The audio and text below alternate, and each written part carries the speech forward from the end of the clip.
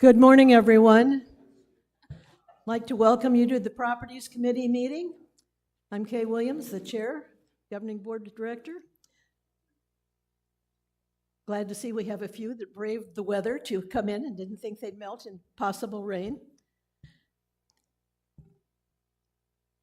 If you are able, I'd like you to stand now and join me in the pledge to the flag.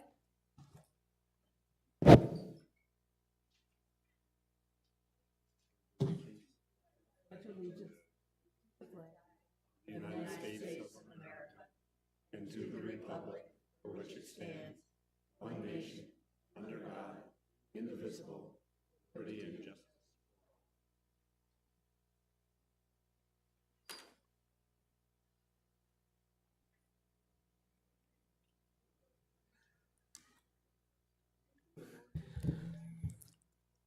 We have had one of our members, Tad, has had to resign from this committee due to health reasons and operations upcoming. We do, however, still have a quorum. That'll take us to 2.01, and that will be the minutes approval for the January 4th properties meeting. Does anyone have any changes?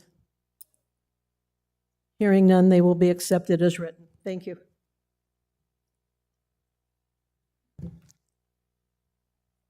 Item 3.01 is our update on facilities capital projects.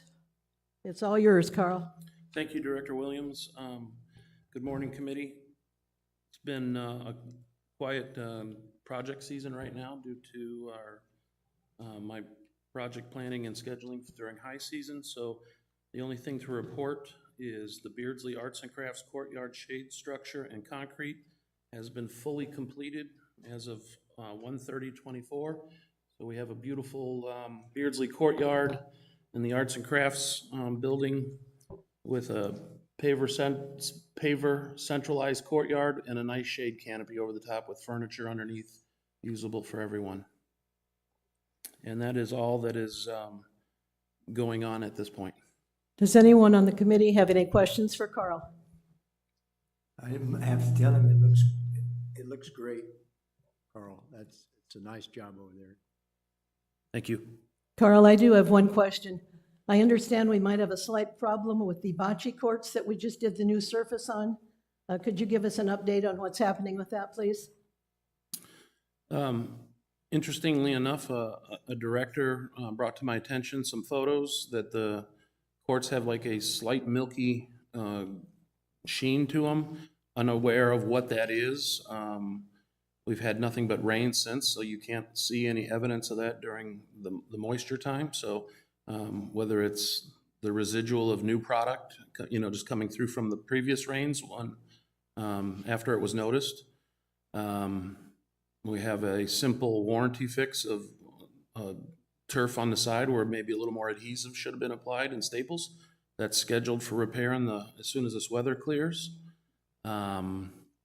It has also been reported by the club liaison and president that the courts hold a lot of water. I'm going to say that's probably a reasonable effect of brand new turf and padding, not distributing the water or soaking through as quickly as the old used porous carpet before. So at this time, all we can do is address the things that we can fix, which is tighten up the edging of the carpet, adjust some gates for a little ease of use, and monitor everything else. Thank you. Russ? Good morning. Good morning. In R.H. Johnson Boulevard, we're in the process of painting those walls. The vendor started doing all his seal crack repairs. He's done that from Grand Avenue all the way to Bell. They have pressure washed and began to paint from Meeker to Grand. Then, of course, Mother Nature has slowed down that progress. His plan is to finish that entire section, and then he'll turn around and head from Meeker to Bell and finish that all up. So I don't know if you've noticed the walls looking kind of unhealthy, and that's predominantly because of all the crack repairs that are done. It really highlights all the cracks that were there. We also did the original 4 HVAC units at the Metal Club were replaced We did find that they were undersized because we were struggling through the summer months. So we had an analysis done. We ended up replacing 3.5-ton units with 5-ton units. And that was part of the reserve tool. And then, of course, we are still painting the exterior of Palm Ridge. Again, Mother Nature's hampering that just a bit. And then when we get done with the activities building, we'll go back and battle with the woodpeckers some more. That completes my report. Thank you. Does anyone on the committee have any questions for Russ? Nancy? Russ, have you put in a work order for the paint that's supposed to get done over by the gardening club at Beardsley? Remember, we walked through there, and it's an entry kind of thing, and they thought they wanted to have it the same color as Sun City West colors. Do you remember that? I took pictures. Okay. Having a hard time finding those colors so I had offered to make a sample of what that would look like. And I'm almost thinking I'm gonna have to reach out to our painting vendor. They have more abilities than I do to do that, but no, that has not been at the top of my list as of late. But I do have the pictures to get that done. Any other questions? Okay.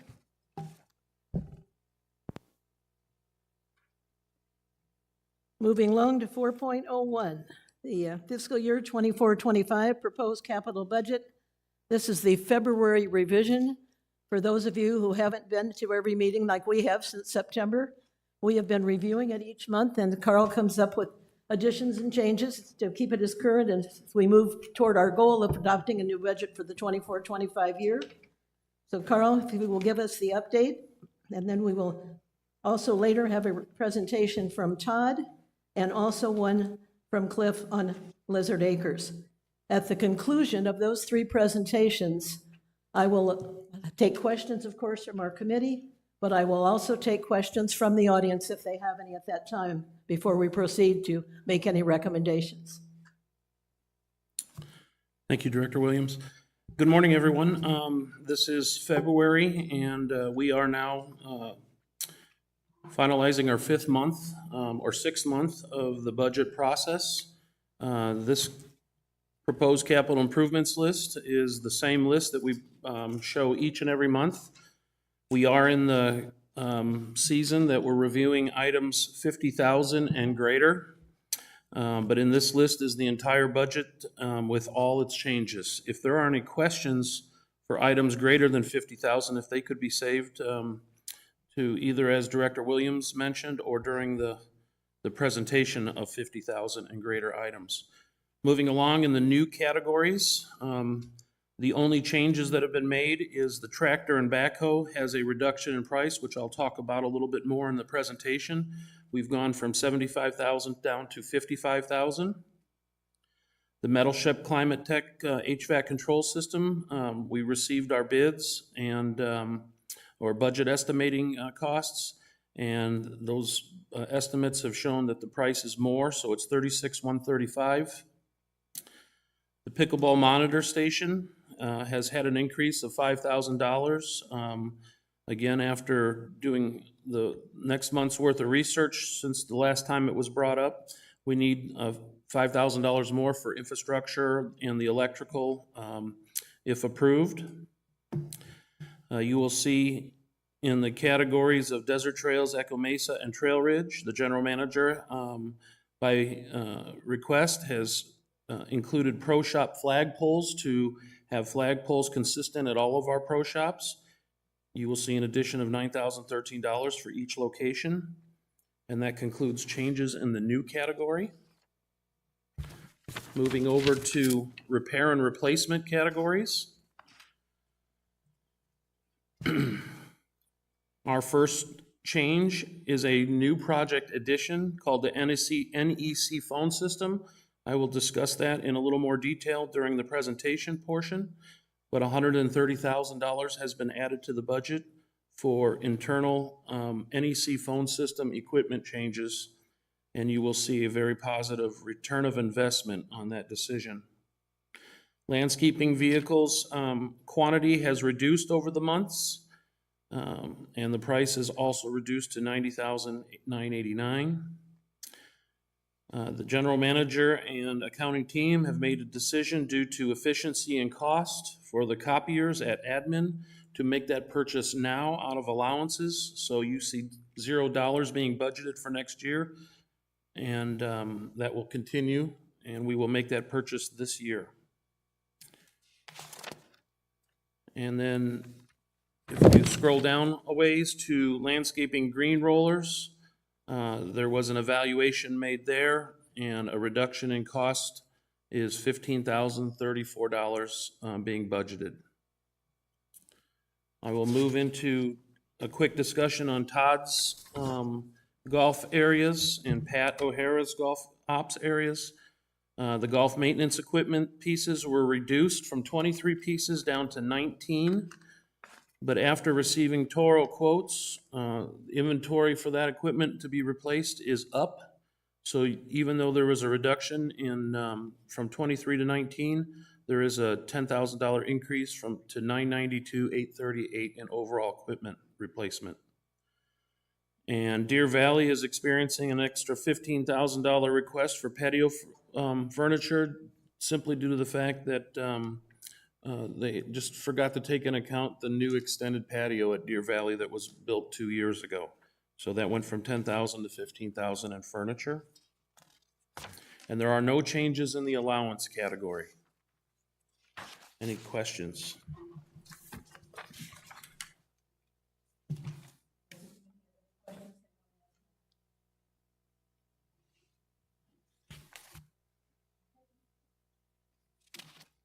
I will move right along into the FY 24-25 project planning process.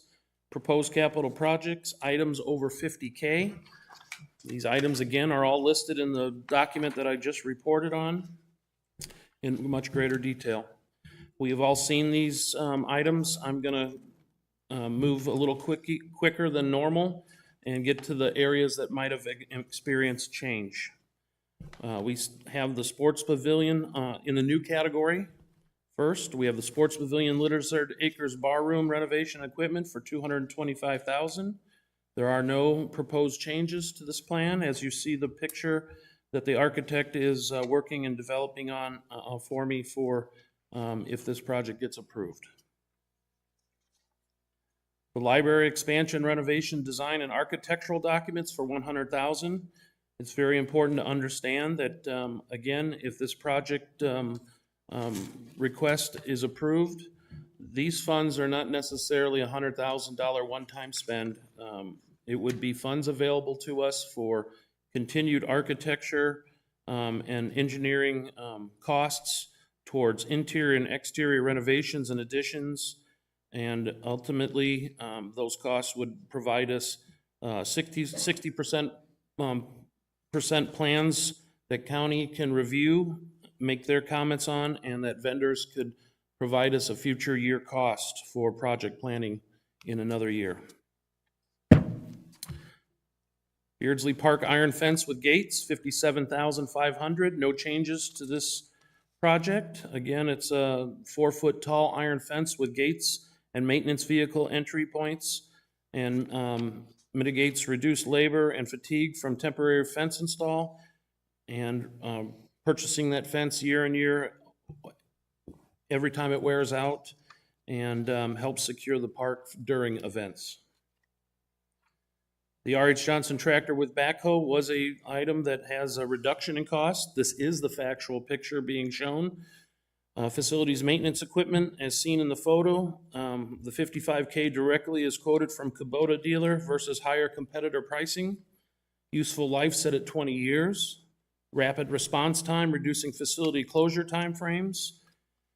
Facility maintenance average 10 times per year with multiple day rentals.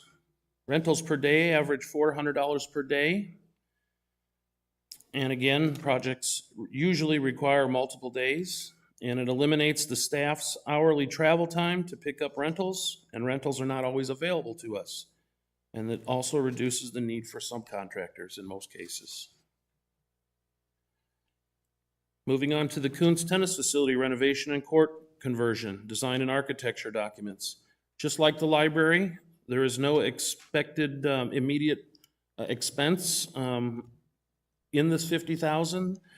But I do want to talk on this in a little bit more detail. This week I presented at the BNF committee for the very first time that we have heard the community's voice about being not interested in having pickleball per se as a mixed sports court system here at Kuntz. General manager and staff have had much deliberation on this. In March, you will see this presentation change with the same $50,000 request, but the graphics and the information detailed in this request will be for converting Kuntz back to tennis. 6 courts of tennis as it sits today, due to that is the asset that we own, and it needs some form of redevelopment. So the comments in this current presentation stating partial pickleball and partial tennis is not the direction that we plan on pursuing, but we'll give you more information in March on the idea of converting this over to fully having tennis replaced in it. And the elephant in the room is the icebreaker of, at some point, statistics show that if pickleball continues to expand and need an alternative location, the idea is to expand into the R.H. Johnson tennis facility and have mixed sports, tennis racket sports and pickleball sports there. The assumption here is that tennis would not like to give up their tennis courts at R.H. Johnson, and this is an opportunity to redevelop our asset at Kuntz and still provide them the same amount of courts overall throughout the rec centers of Sun City West. This $50,000 helps us, again, provide architectural and engineering design and help, and creates a 60% plan for budget approval in a future year. That is the end of new items. Moving on into repair and replacement. No changes to the Kuntz outfield fence replacement, $495,000. No changes to the Silvercraft millwork and countertops, $375,000.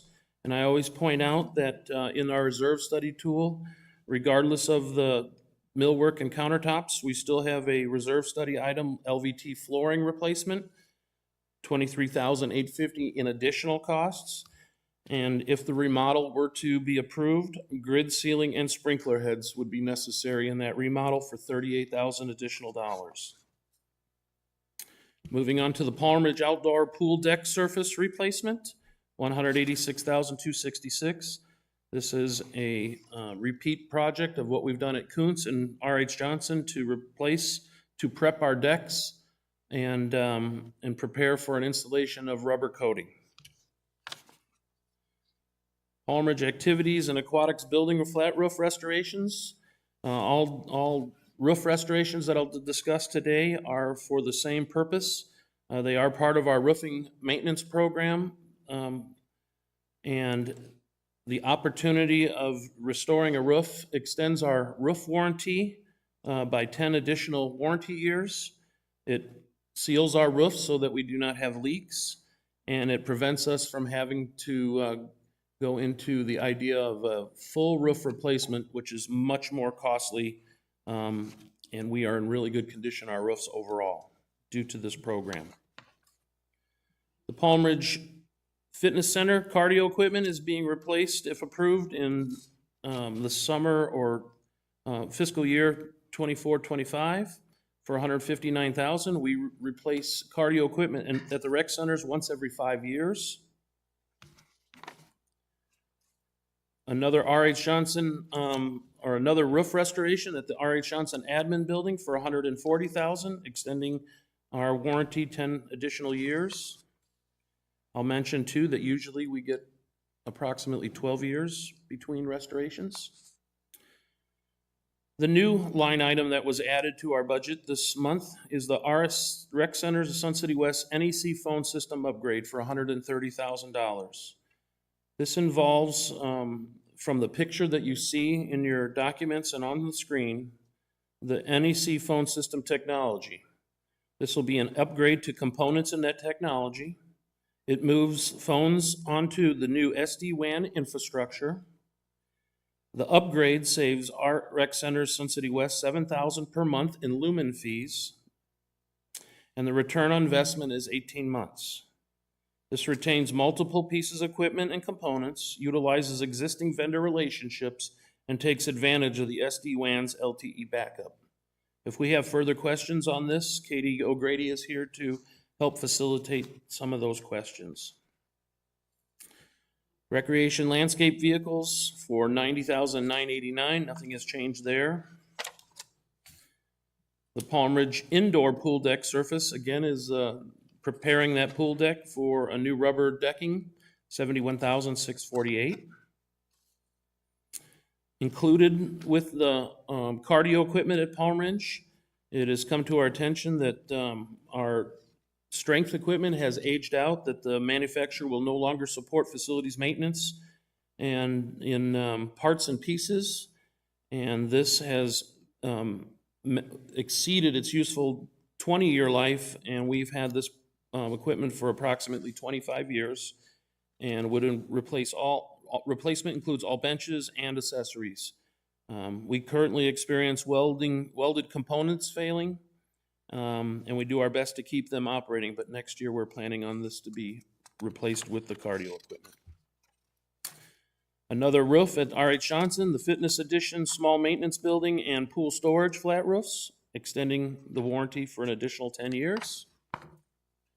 Facilities maintenance has a truck that is due for replacement, the 2010 Chevy 2500, so a new pickup truck for $54,573. And facilities maintenance yearly HVAC program. All items are in the reserve study tool and tracked. I have, in this list, included the item area that is over 50,000, but as a courtesy, all the air conditioning throughout the campuses. So you'll see that Kuntz has 5 units for $51,005, R.H. Johnson 5 units for $43,888.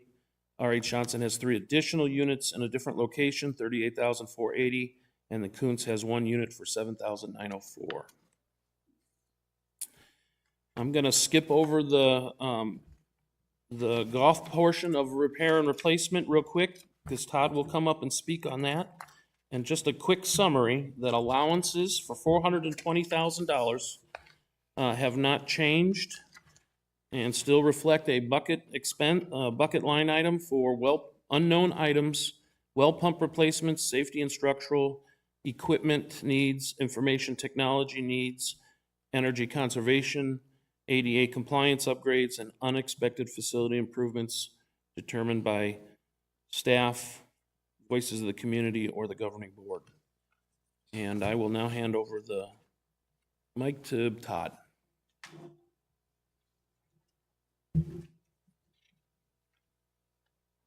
All right, thank you, Carl. Thank you.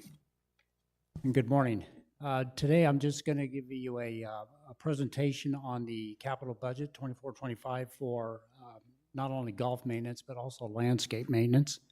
This is the proposed budget. Starting with our equipment replacement plan for golf maintenance.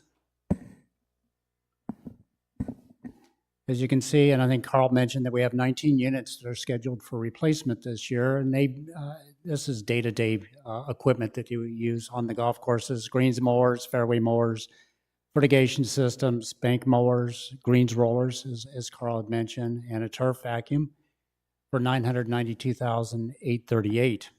And then on the side of vehicles, we have 13 that are scheduled for replacement. Those are light and heavy duty utility carts. Again, those are used every day for maintenance on the golf course. We do have 1 pickup truck that's scheduled for replacement for transportation, and then 1 dump truck, and that's shared equipment between the 7 golf courses for $357,689.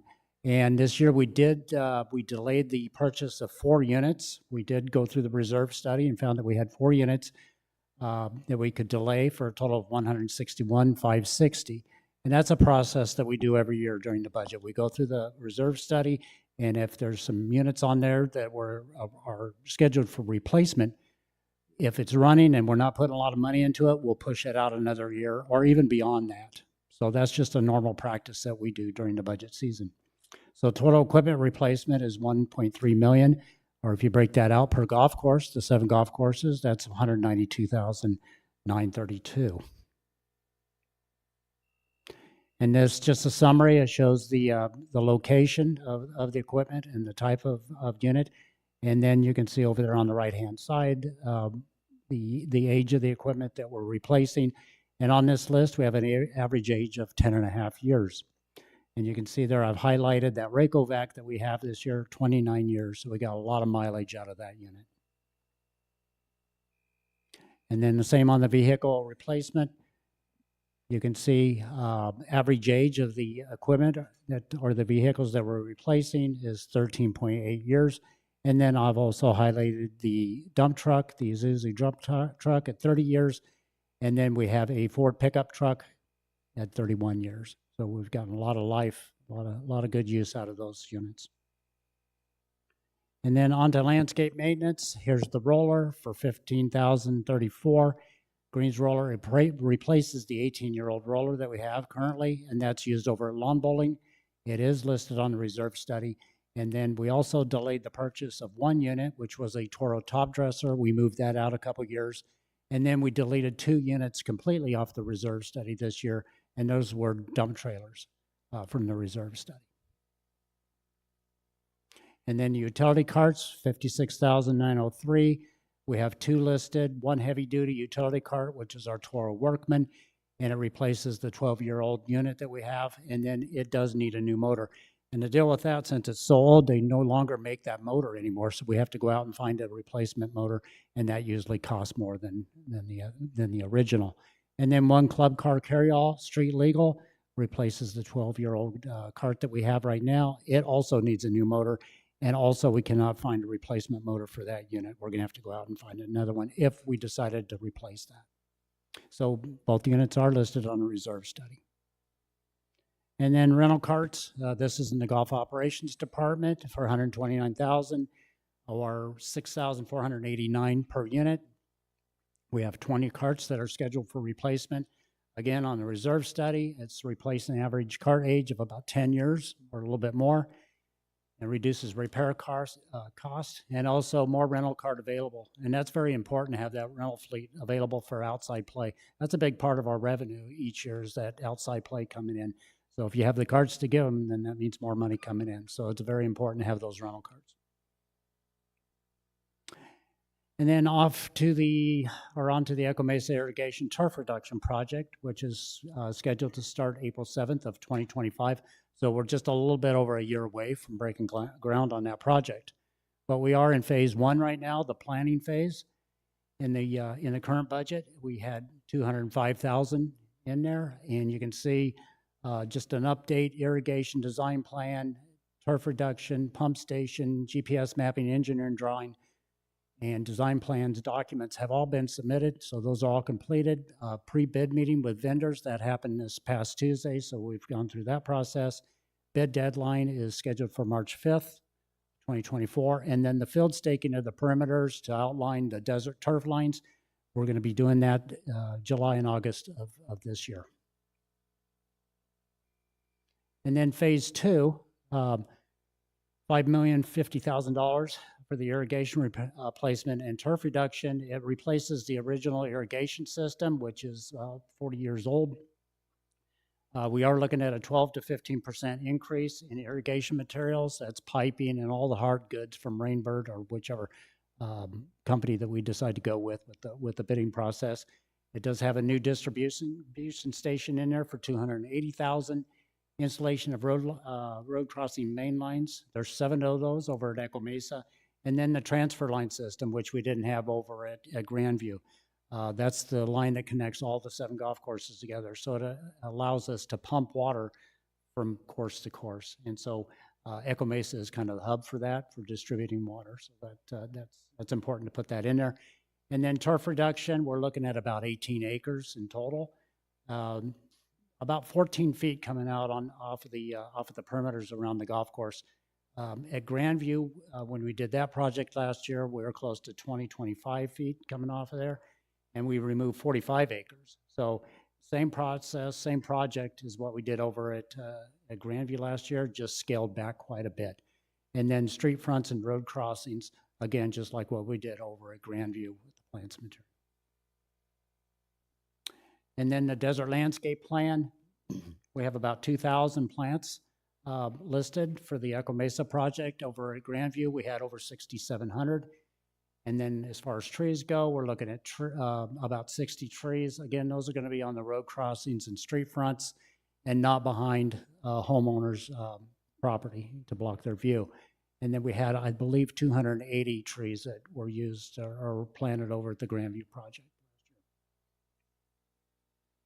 And then just a project timeline that we put together, and just some areas to note. In November, we're looking at a public forum, just like what we did at Grandview, invite the residents in so they can kind of look at the plans and have an idea of what we're going to be doing, and what, if you live on the golf course, going to give you an idea of what you're going to see when this is all said and done.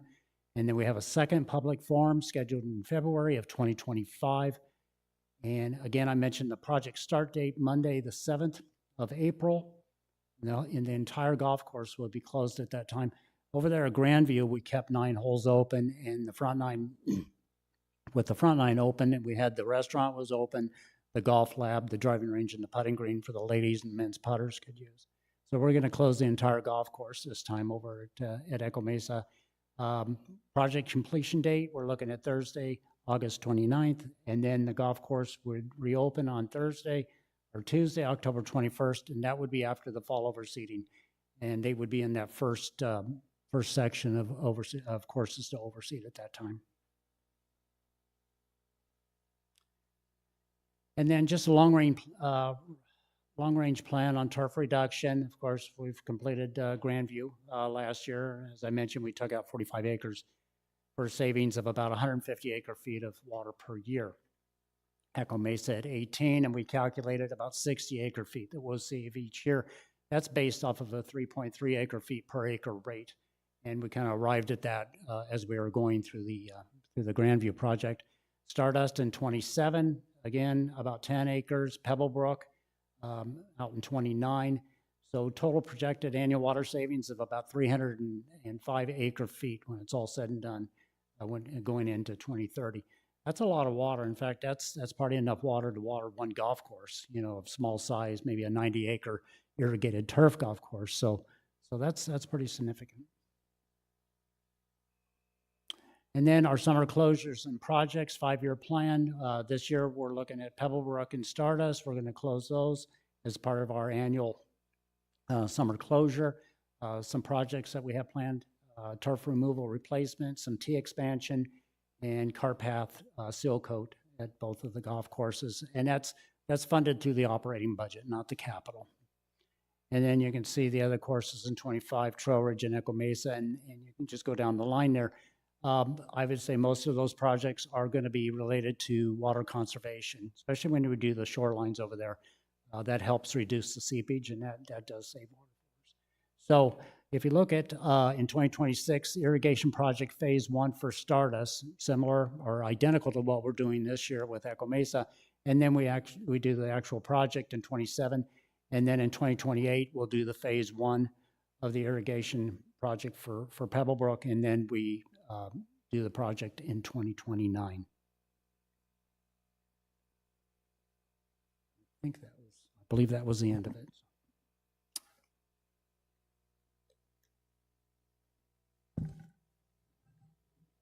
Thank you, Todd. Todd? Yes, sir. Okay.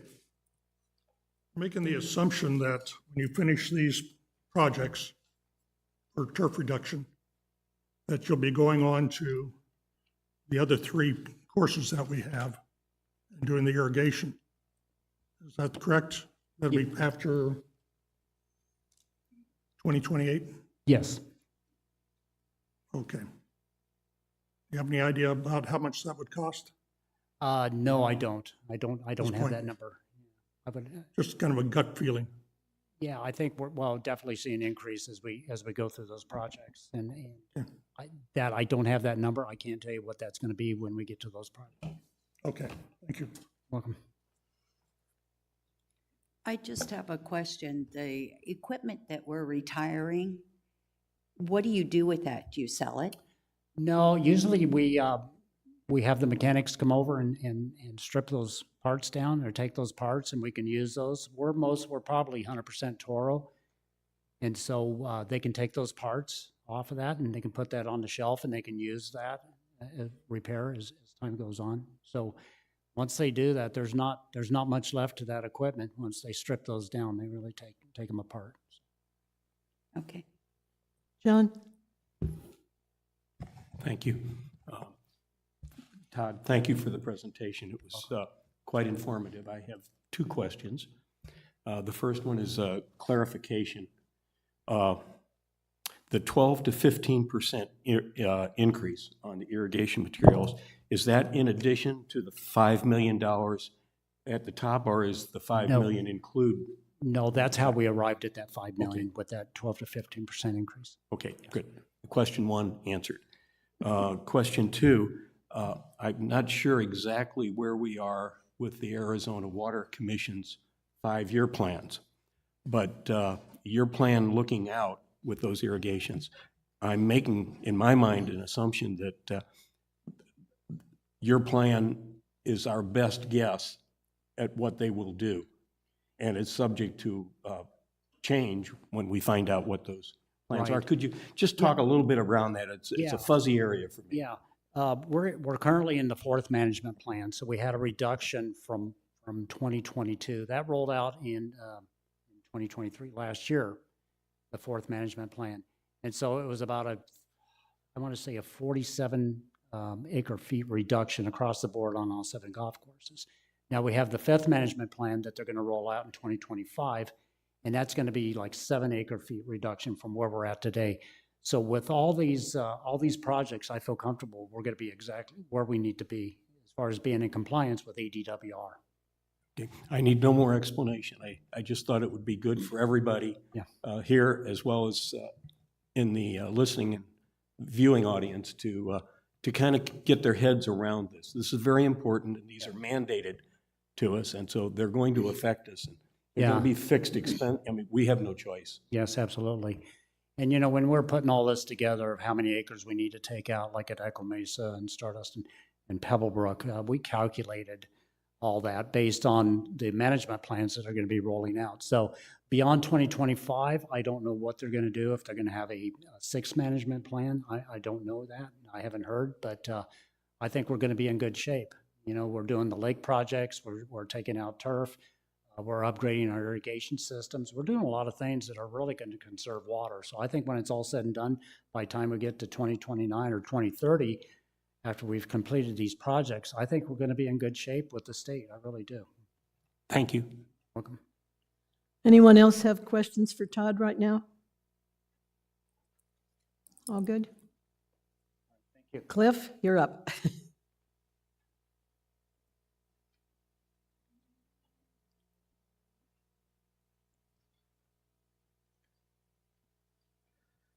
Good morning, everyone. Morning. A quick note on the irrigation projects. We don't have the exact dollar amounts, but I will say, I'm proud to say that we have those funded in our reserve study. That's pretty awesome. Okay. I was approached by this committee, and specifically Mr. Hobalt, to put a dollar value to this Lizard Acres remodel. Specifically, you know, what's this going to add in incremental revenue for us, and is there a return on this $225,000 remodel investment? So we spent some time with Pete and looked at historical numbers, carved out the costs associated with Lizard Acres. I'll start out by saying we've been able to operate Lizard Acres itself with very minimal funds. We added essentially a half an FTE because a lot of the labor associated with that is absorbed by the sports pavilion in the form of janitors or facility assistants, monitors, things like that. So we didn't have a lot of additional costs when it came to operating that facility. The bar was already in there, for example, as well, in terms of equipment or equipment ads. So we do allocate now, though, a full FTE in there, which is 2 part-time people. So even though the FTEs haven't risen since 2021 in the sports pavilion, with the addition of Lizard Acres, we still assign a full FTE to that. So we built that into the modeling in terms of the overhead costs associated with that. With that said, in terms of equipment and materials, there's roughly $25,000 in equipment and materials, a little over $14,000 for a beer cooler that we purchased last year, and then a little over $10,000 in startup costs and glasses and material supplies, things like that, to get that up and going since it started in calendar year 2021. I think it was in the fall of 21 is when it started.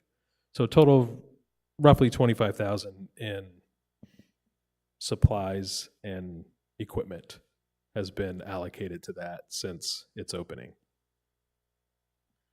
So we put out a forecast for this year for Lizard Acres, and roughly $235,000 in sales. And when we apply the cost of those sales, wages and benefits for that one FTE, the entertainment costs for the different entertainers that come in there, and then just regular supplies and maintenance costs associated with that, it roughly returns about a $60,000 plus cash flow for us in the sports pavilion. So if we were to invest and it were to be approved in a remodel of that facility, we put together some additional costs to operate that facility, and then an assumption on an additional sales revenue of 20% coming in from the remodel. One note is that in the revenue side, we allocate $235,000 to Lizard Acres. We're able to do that because we have the point of sale charges, so we know those beer sales are coming from Lizard Acres.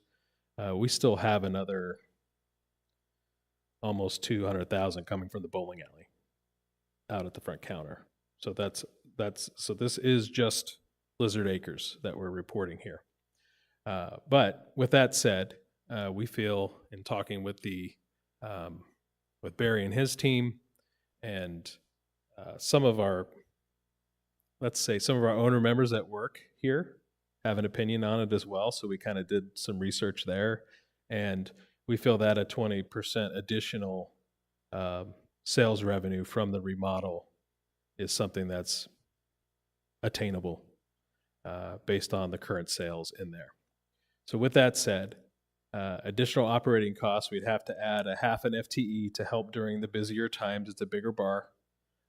So you could argue we don't have the space for it right now at the current bar, but you could argue that we need it now anyway, based on when it's busy in there. So there would be an additional half an FTE, some additional costs for supplies, the additional cost of sales for the additional sales. At the end of the day, it would generate a net incremental contribution of about $6,000 per year.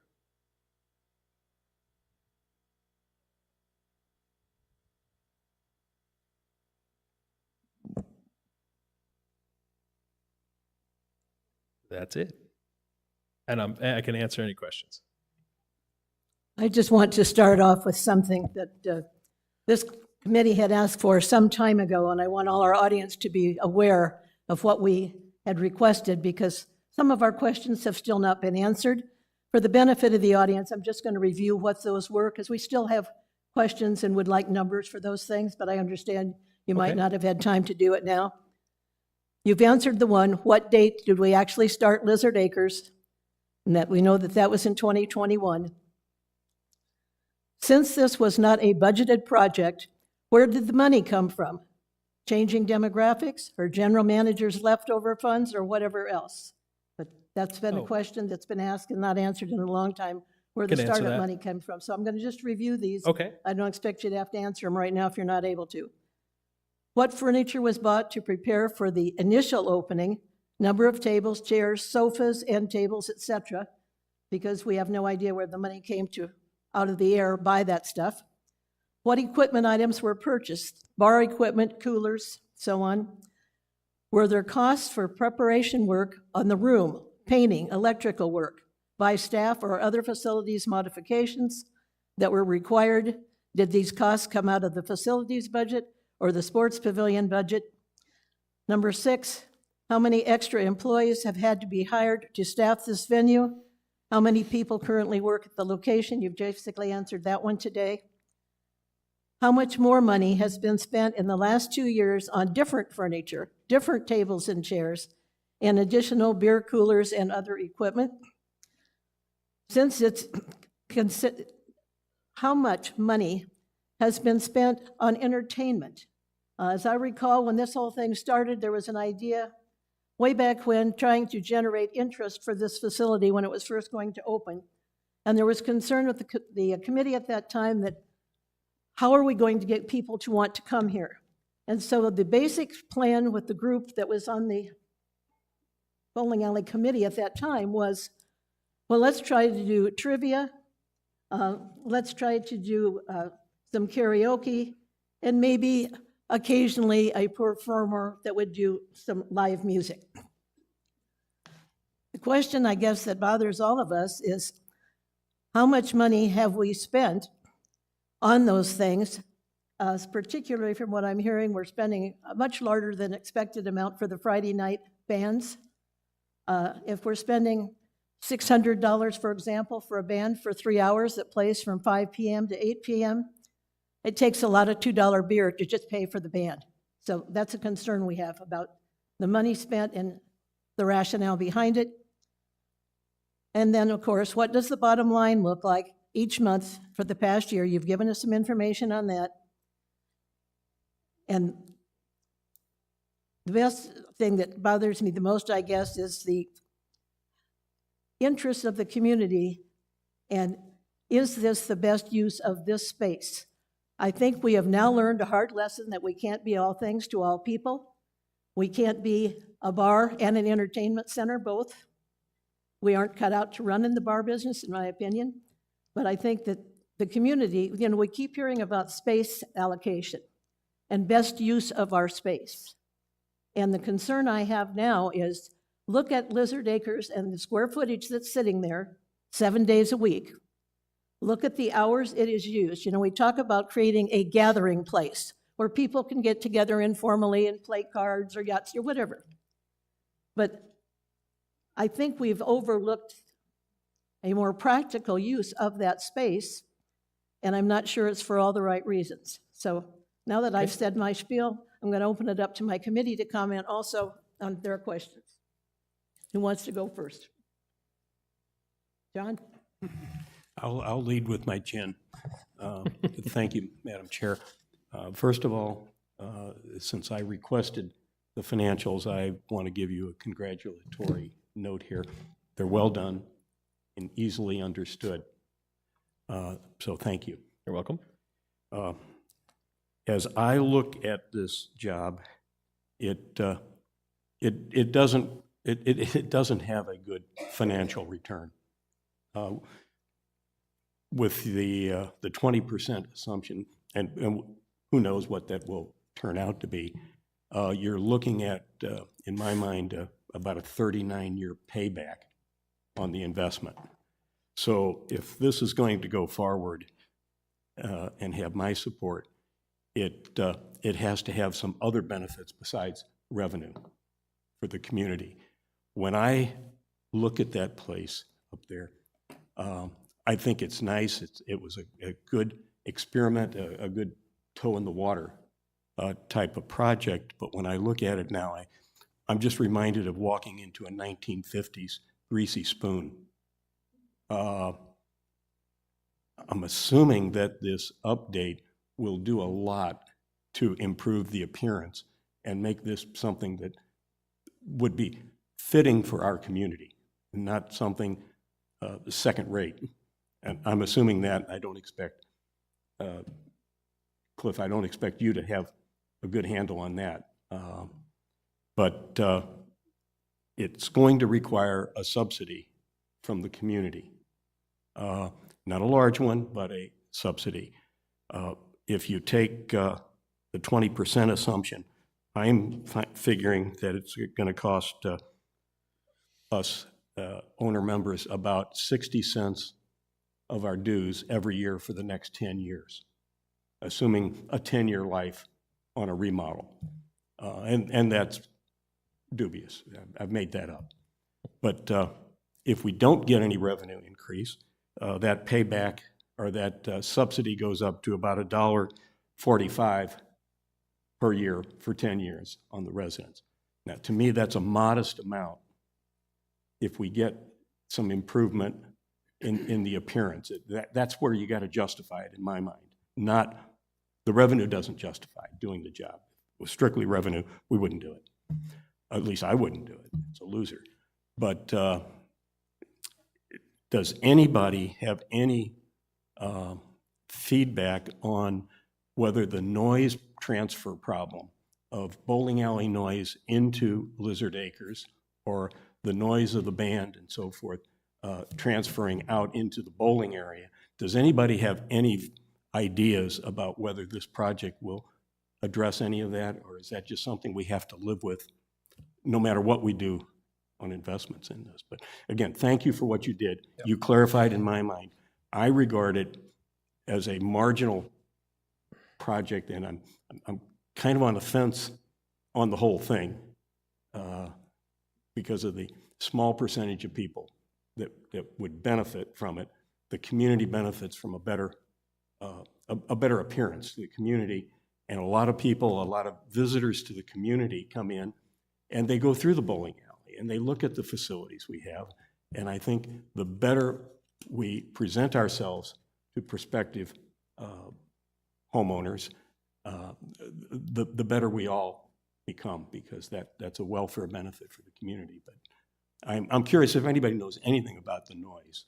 So I'm going to defer to Carl, because he did a lot of research with the Sports Pavilion Committee, and they put a working group together. And there's a lot of different things that are getting satisfied with this remodel. But to speak to what you're talking about in terms of appearance and amenities, when you walk through the bowling alley, that amenity is amazing. We just the community just invested over $300,000 in upgrades to that facility. Did not put an ROI together on that. It's not going to generate probably any additional revenue, but it's a facility and an amenity that we take care of here. So that's kind of how we look at it operationally. Obviously, this committee, the community, and the governing board decide what the reserve funds are spent on. So that'll go through its process, and it is what it is. But operationally, that's how we look at it. And I'm going to defer to Carl on some of the benefits to this remodel. Thanks again for your work on it and those comments. They're very much in line with my thinking on it. I have a question in that, in Sun City West, we do not give subsidies for restaurants or entertainment venues. Like we lease the property for Mimo's and Grandview, for the Crooked Putter and all of that.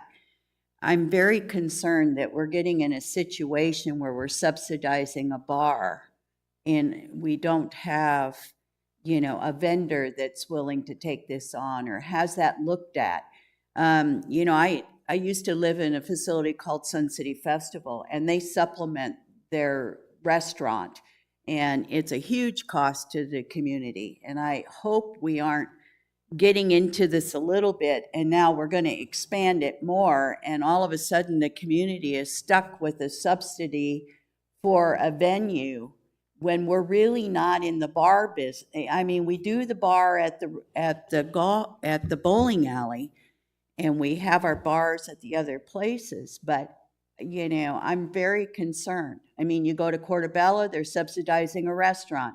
You go to these other places and they're subsidizing. A lot of money comes out of dues to pay for that stuff. It's a great point.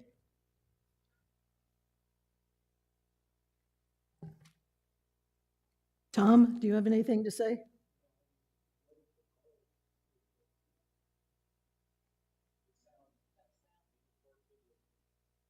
I divert to our Speaking of director sound. until she asks for my input.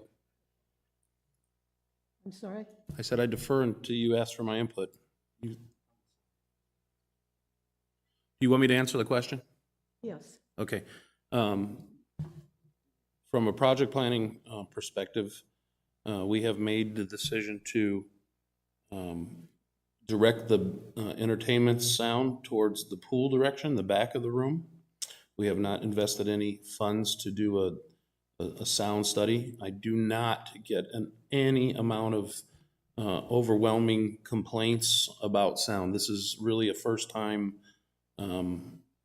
here. It's not that it hasn't been discussed from a, you know, there's two different functions. There's bowling going on and there's a bar that's active in there with entertainment on Friday nights. So the only mitigation would be the planning of turning the entertainment towards the back of the room instead of, as it currently resides, towards the bowling, and a nicer set of sound reducing blinds.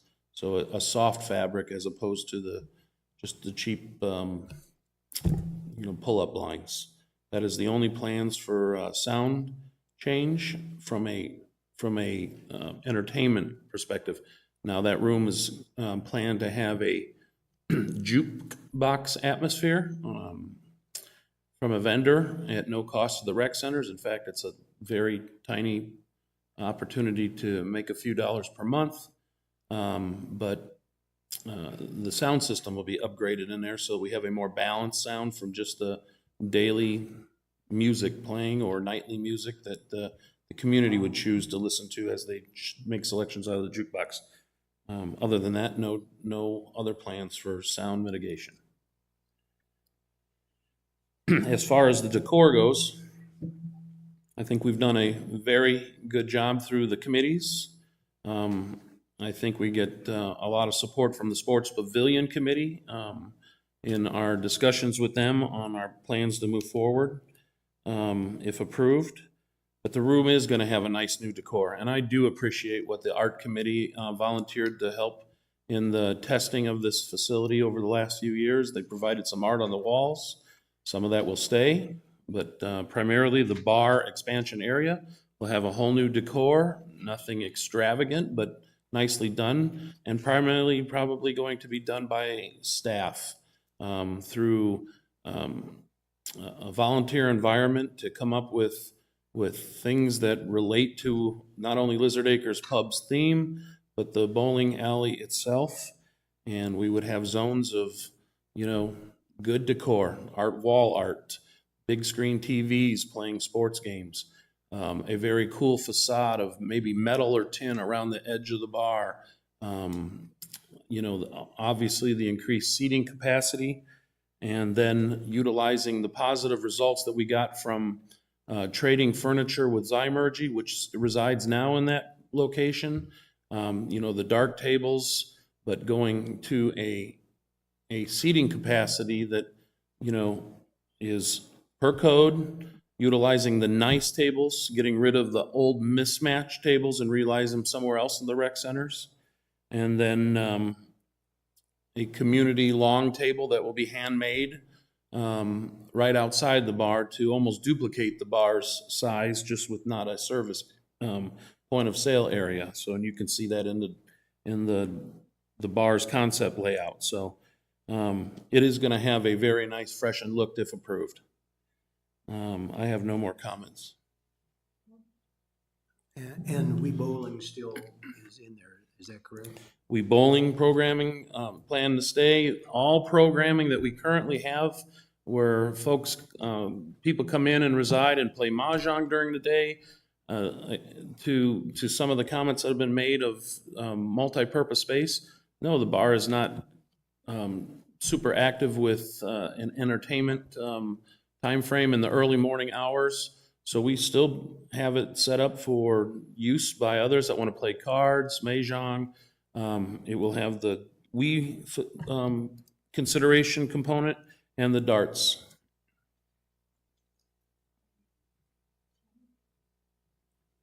Thank you. Echo as well, thank you for the financial information, very much appreciated, very helpful. I do echo my colleagues' comments about the rate of return, and I do have concerns that given, I use round numbers, 5758, I call that 6,000. Given a $6,000 return, if you stretch it out over probably a 10-year useful life, if you were a financial wizard, I don't claim to be, you would come very quickly to, on a straight at net present value or IRR calculation, it probably doesn't win the argument.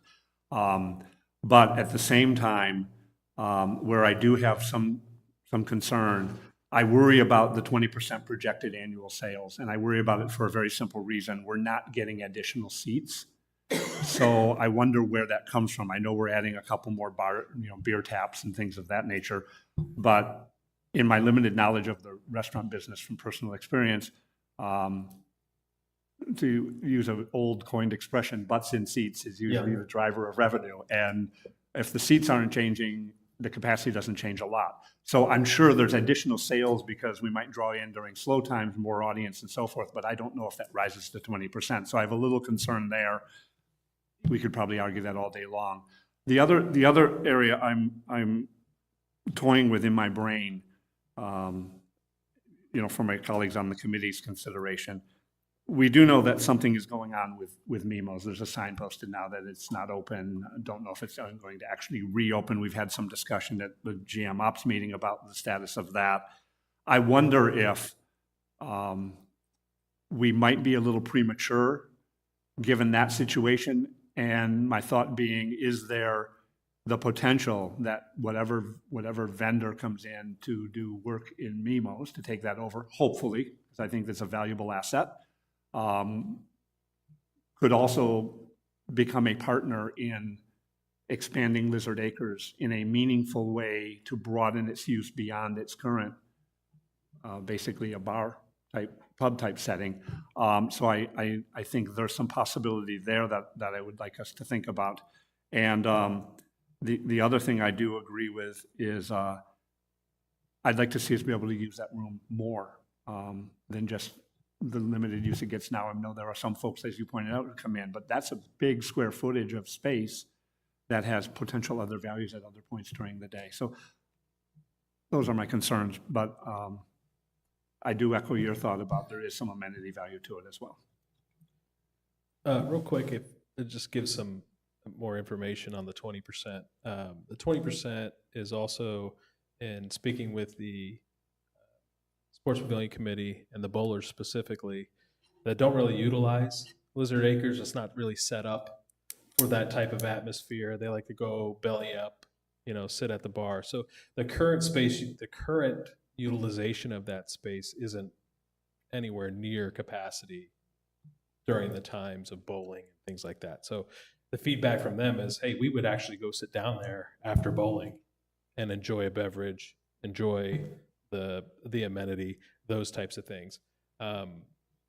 Another thing is we've talked about the subletting or contracting out that space. A couple of things that does. They're not going to be selling $4 beers. For one, they're going to be looking to make that space as profitable as possible, which means more people outside the walls. And then the flexibility of being able to operate that space around closures when we're doing renovations and things to the bowling alley, things like that. It gives us the flexibility to continue still have full control over that area without impacting a vendor. So those are some considerations that we talked about, and we'd really be fearful of trying to bring someone in to run that and then have the increased cost of the beers and the increased exposure of people coming into our community. How many more bar seats does that actually give us? It doubles it in size. So it's currently what? 12? And it goes to 24? Correct. And then you've got the long bar behind that, theoretically with that. Okay, thank you. We'd double that again. Okay, thank you. Nancy? Wade in here just a little bit. I think that we're at a crossroads here, and either we're in the bar business or we're not. Subsidizing, obviously, you don't want beers going to be $8. Well, we can keep it down at $3 or $4.50 or whatever we sell them at, but we're still subsidizing and getting into this bar business. And I understand it's very popular. I go over there. I've been over there several times in the last, maybe 2 months. Looking at your picture here, at the very bottom here, is this where the bands are going to be? Or the entertainment, or the comedian, or? It would be just in this little area right here, right? Yeah, you see the entry. Point the other way, right? You'll see the entry ramp Yeah, and then a pony wall so that any Yeah. form of entertainment or dancing that may happen as it happens as it happens today during our events. It's just a protective barrier, but that void where you see no tables, the corner is the same size as Okay. it would be if it was the opposite corner that resides today. So And it's just would- basically flipping the way it happens today. and the shuffleboard table stays, goes? No, it goes up onto out of the bar and up onto the concourse of the sports pavilion on the other side of those windows where Oh, originally so you would get resided. rid of that, and they would be outside of that That is area. correct. There is not a shuffleboard going to be in this concept. That's a pretty popular thing. Every time I walk in there, there's people all over that shuffleboard. And I think they would enjoy it on the concourse as much as if it was in the pub itself. They're drinking their beers and listening to the music, that kind of thing. I guess my only other take is that and I said this earlier, but it feels to me like the Sports Pavilion Committee has taken this on and has created this space. And to me, this is not just a Sports Pavilion Committee issue. I know it's underneath that roof, I get that, but I guess I'm not sure how much our members have put in to the say of this pavilion bar. I don't know. It sounds like the committee meetings are pretty closed. Have we ever had say, hey, everybody, come and let's talk about Lizard Acres. Do you want it or not? Have we ever done that? Yep, every time we have a meeting for BNF properties, charter clubs, governing board workshop, governing board end of the month meeting, this community has an opportunity and a voice. You have comments that can be made at a podium every single time. And we've been doing this for 6 months, and we've been discussing this for multiple years. Haven't seen it at all in the e-news or the rec newspapers. I haven't seen anything about this. This is your public forum. This Well- right here is the opportunity for anyone from our As community you to come can and discuss. see, there's all 14 of them here. But when you put it into the rec news and you put it out on e-news, people start talking about it. People read it. People know it. This You know, it's not out in the presentation, Independent either. is listed on Yeah, and my YouTube next door every neighbor single doesn't get month. on a computer. I mean, I'm just saying, I have no further comment. how much have we really put it out there to have people comment if we should be in the bar business? And I'm not sure that that's a good place we go, but if we go ahead and approve this, we're in the biz. John? Okay, I got one question here. Before we've talked about, if you think at our last meeting, we were talking about the outsiders that are coming in and taking up the space for the residents during the entertainment. And there was talk at that time that possibly we'd be getting rid of those outsiders and not letting them come in. What are we going to do? And how much of those outsiders have contributed to the profit that's showing up on last year's statement? Are we going to break even with those people gone? Or is it going to cost us money when those people are gone? A very small percentage, when we have events there when we have entertainment show up, that's when the outsiders come.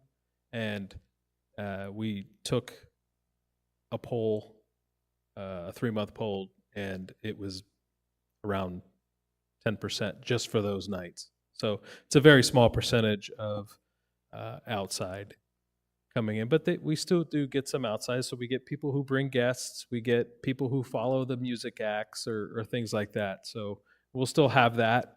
That won't change. We did change our entertainment to, we were getting some big groupies and things like that coming in, some of the bigger acts. So operationally, that wasn't good.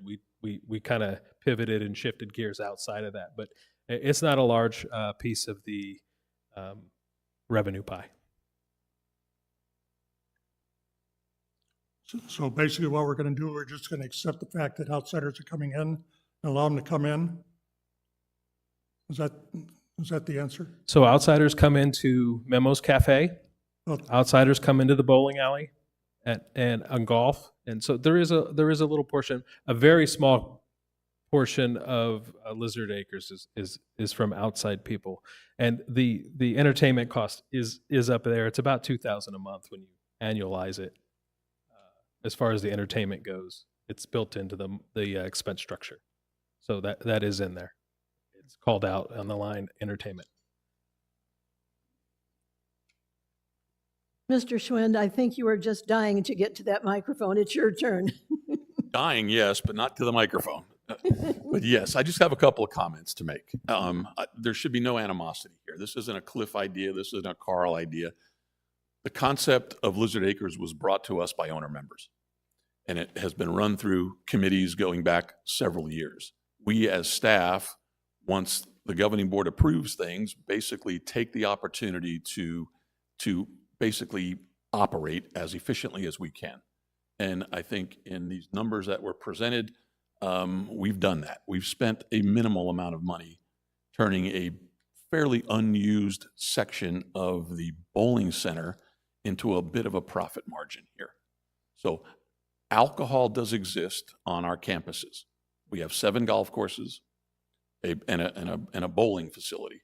And of the $11 million that we generate on some of this kind of auxiliary income, be it golf and bowling, a good portion of that is alcohol related.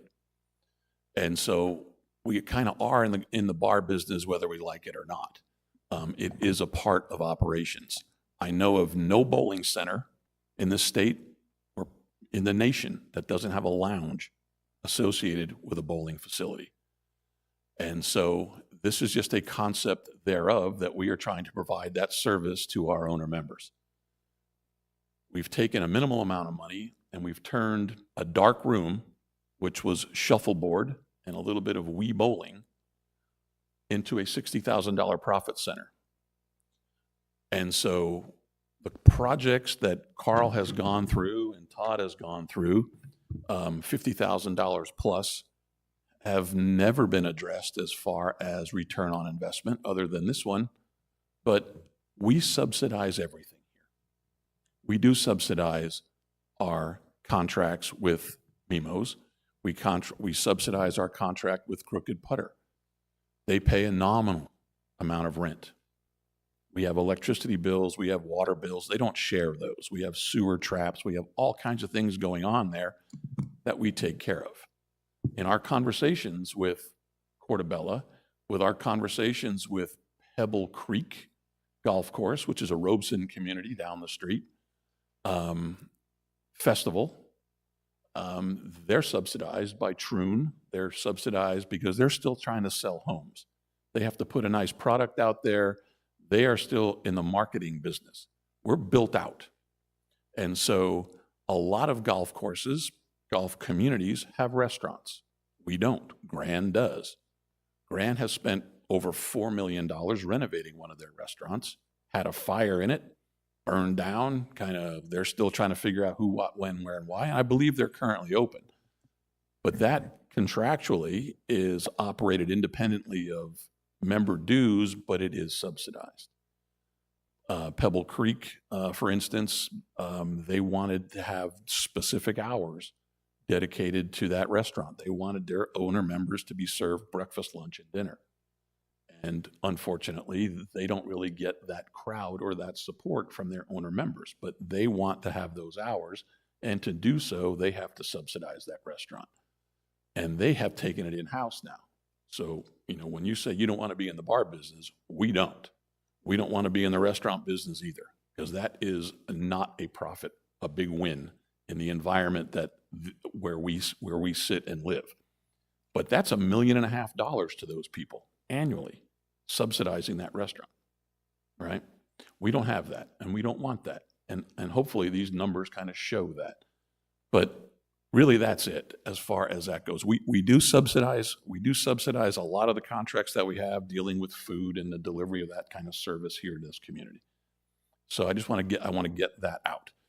Secondly, this isn't a staff-driven deal. We're trying to provide this service based on the demands that we're hearing from community members. And I guess lastly, where am I going with this? It's an advantage, I think, to help provide to the bowling community and to the owner members who want to come in there and dine an opportunity to enjoy themselves. Now, unfortunately, the MIMO situation, I will say that Trish, unfortunately, has come into some very poor health. Her contract is up in August, and so we went out for RFPs to kind of find a replacement for that. And it could have been Trish coming back for another 3-year deal. We didn't know, but she has opted out. Her health does not allow her to continue doing what she's doing, unfortunately. So we did go out for the RFP. We did receive on February 1st, we did receive 3 proposals back to us that we are in the process of assessing currently. The Sports Pavilion Committee meets next Wednesday. We'll be putting a small committee together to help us review those applicants, interview, go through the walkabouts and talkabouts inside that facility to kind of come up with a vendor to support the need for kind of the restaurant cafe approach there. And yes, we would love to be able to extend that service across the hallway into that lounge setting. And that is part of the goals and objectives that we'd like to touch on, because we do see that as being a bit of a windfall there. I think there's opportunity there personally to capitalize on, and I think we should really take advantage of that or try to. And hopefully, we'll definitely keep you posted as to how this contract is moving along.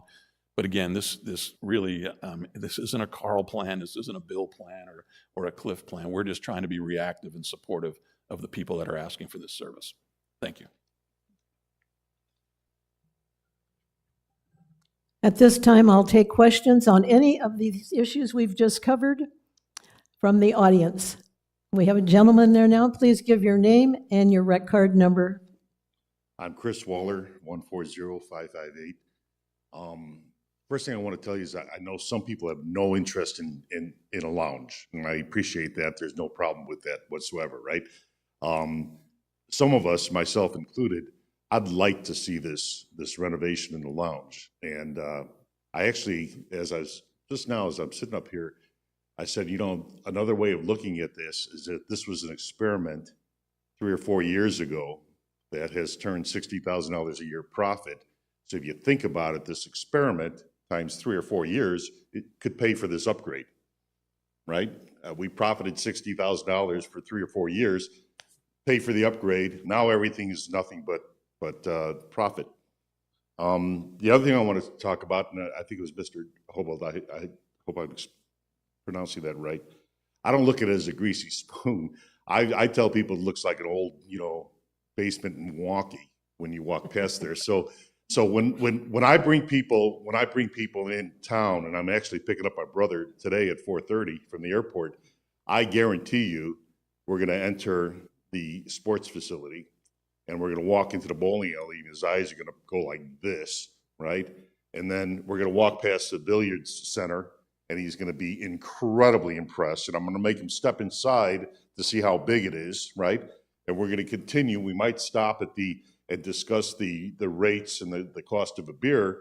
And then we get to the lounge, and I've done this 20 times. We get to the lounge, and it's a little bit, again, we're back in Milwaukee in a basement, right? Mr. Schwinn said something I was going to say is that instead of bar business, we're in the bowling alley business, and it's incredibly unusual not to have one. And I know I'd be part of that 20% just to go out, watch a football game, get more of an atmosphere that you're used to instead of leaving the walls. So I didn't hear enough support. I just want to let you know, I think there's a lot of people out there that would support this and see it as a small cost, right? Because usually it costs millions of dollars to renovate something like this. As a small cost, and I'm sure other people feel the same way. But I just didn't hear that enough today, and I wanted to voice it. Thank you.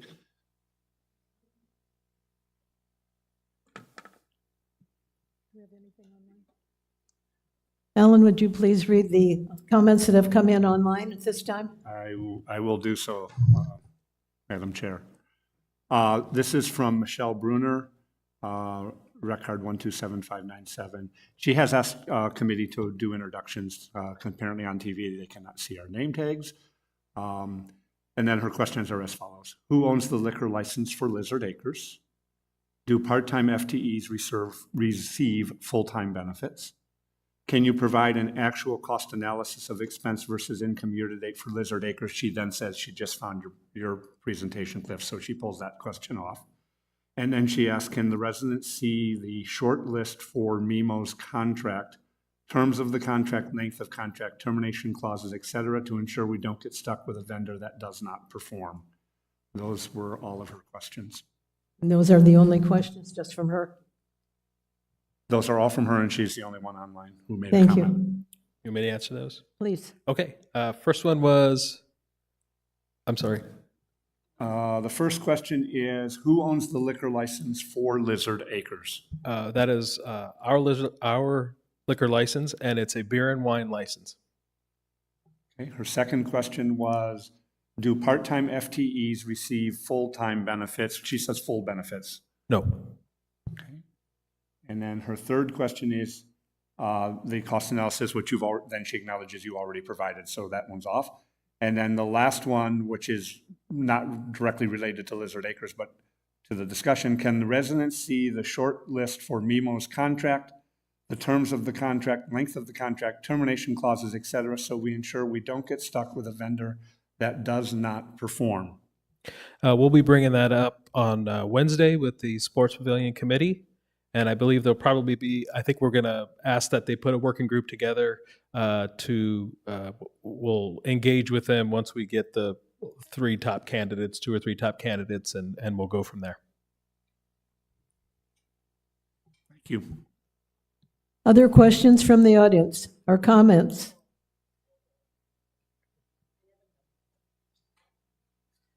Okay. Jolene Piaskowski, 132268.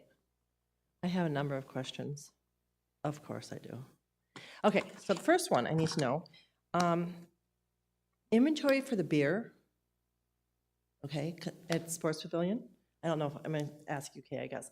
So the inventory for the beer, is that separate from the beer for the bowling alley and then the beer for Lizard Acres? Do they get separate invoices? Or does it all come on one invoice? Because then we really don't know the cost of the beer. So we're able to back into the cost of the beer based on the sales, where the sales generate. So we get one invoice for the beer, and we can allocate the cost for that based on a percentage of cost of sales in those areas. That's how we came up with that on the P&L. But as far as the income statement is concerned, the Sports Pavilion is the whole Sports Pavilion. So Lizard Acres is in the Sports Pavilion P&L. That's correct. Correct. Yeah. Then we talked about in the GM ops that they were going to do a survey for boulders and hand it out to the residents. Maybe we should do a survey on the sports pavilion. Add a couple questions in there, just suggesting. I mean, I don't know, I don't go. I have no desire to go. Then my other question is, I understand, and this is probably to Carl, the design, some of those tables are not movable, am I correct?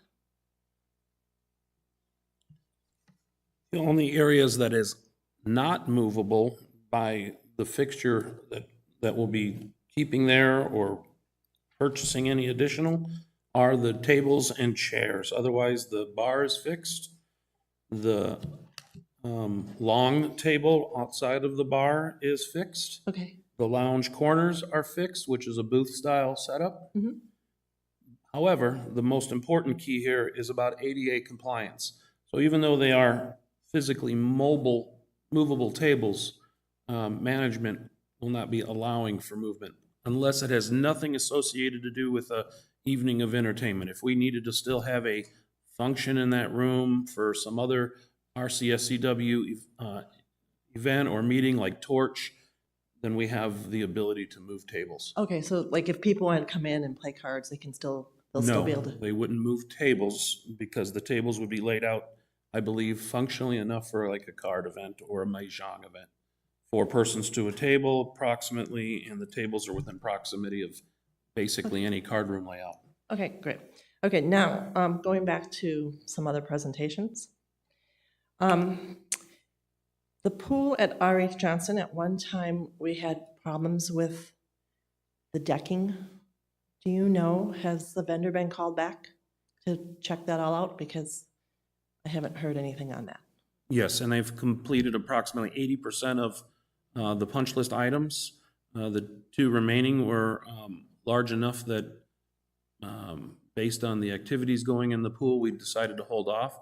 And at the next opportune moment, weather and their schedule, they'll come back. So primarily, I think I have a repair at the diving platforms and a little bit more around the spa edging and anything else that we find in the interim. But we're fully aware and on schedule soon. Okay, and then in our capital budget, we have the new decking going over at Palm Ridge. Is that the same vendor, or will you be putting that out for a RFP? So I still will go out for RFP, but as I've expressed on multiple occasions, this is primarily a sole vendor initiative, and the reason being is there used to be 2 primary companies, both out of Texas. One is no longer in business. The vendor that has won the last 2 projects when there was a greater availability for alternate bids. Again, now we are in a moment that we have one.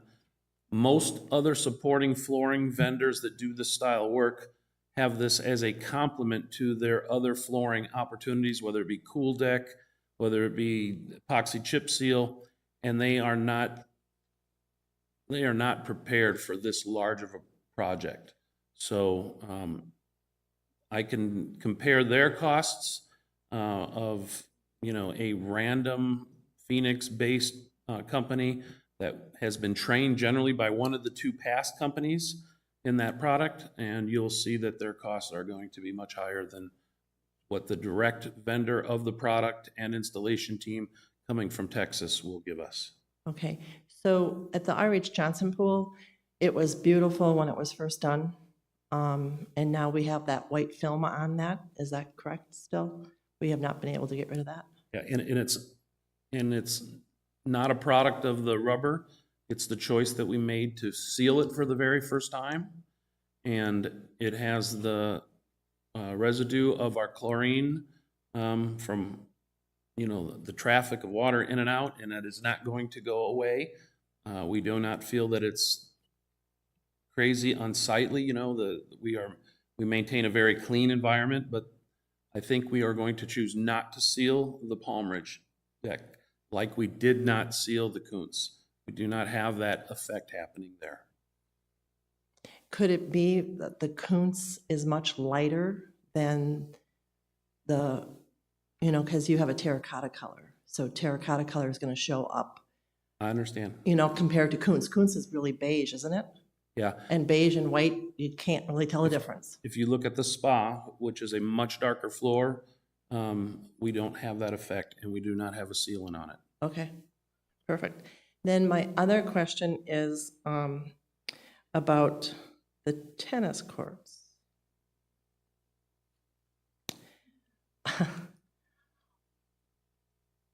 You said in the BNF that it was taken from your manager's meeting about the tennis courts. Am I correct? That's correct.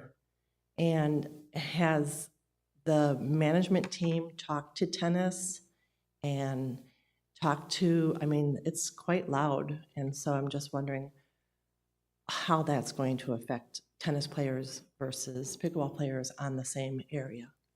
The discussion at hand is about the correct decision to make for Kuntz. The reality of how to expand on that conversation, the questions in the room are going to be, if we're not, why would we expand, why would we renovate Kuntz tennis facility for tennis when we have plenty of tennis at R.H. Johnson? That's a fact. After many, many months, even a few years of bouncing ideas that someday that it based on trends that R.H. Johnson might need to be the source for pickleball, I would say that in future year planning, probably next year, after more discussion, more input from this season's discussion on just the Kuntz conversation, the only option is to trend into R.H. Johnson tennis. Okay, has anyone looked into, Kuntz, right, it's like the stepchild, no one wants it, kind of thing. Has anyone thought about doing something else with that area? Is there something else that we could do with that area? We'd love input from this community. We have discussed multiple options, all the way from batting cages to some form of putting training facility, like basically a golf facility down inside of there. I'm not going there with dog park. No.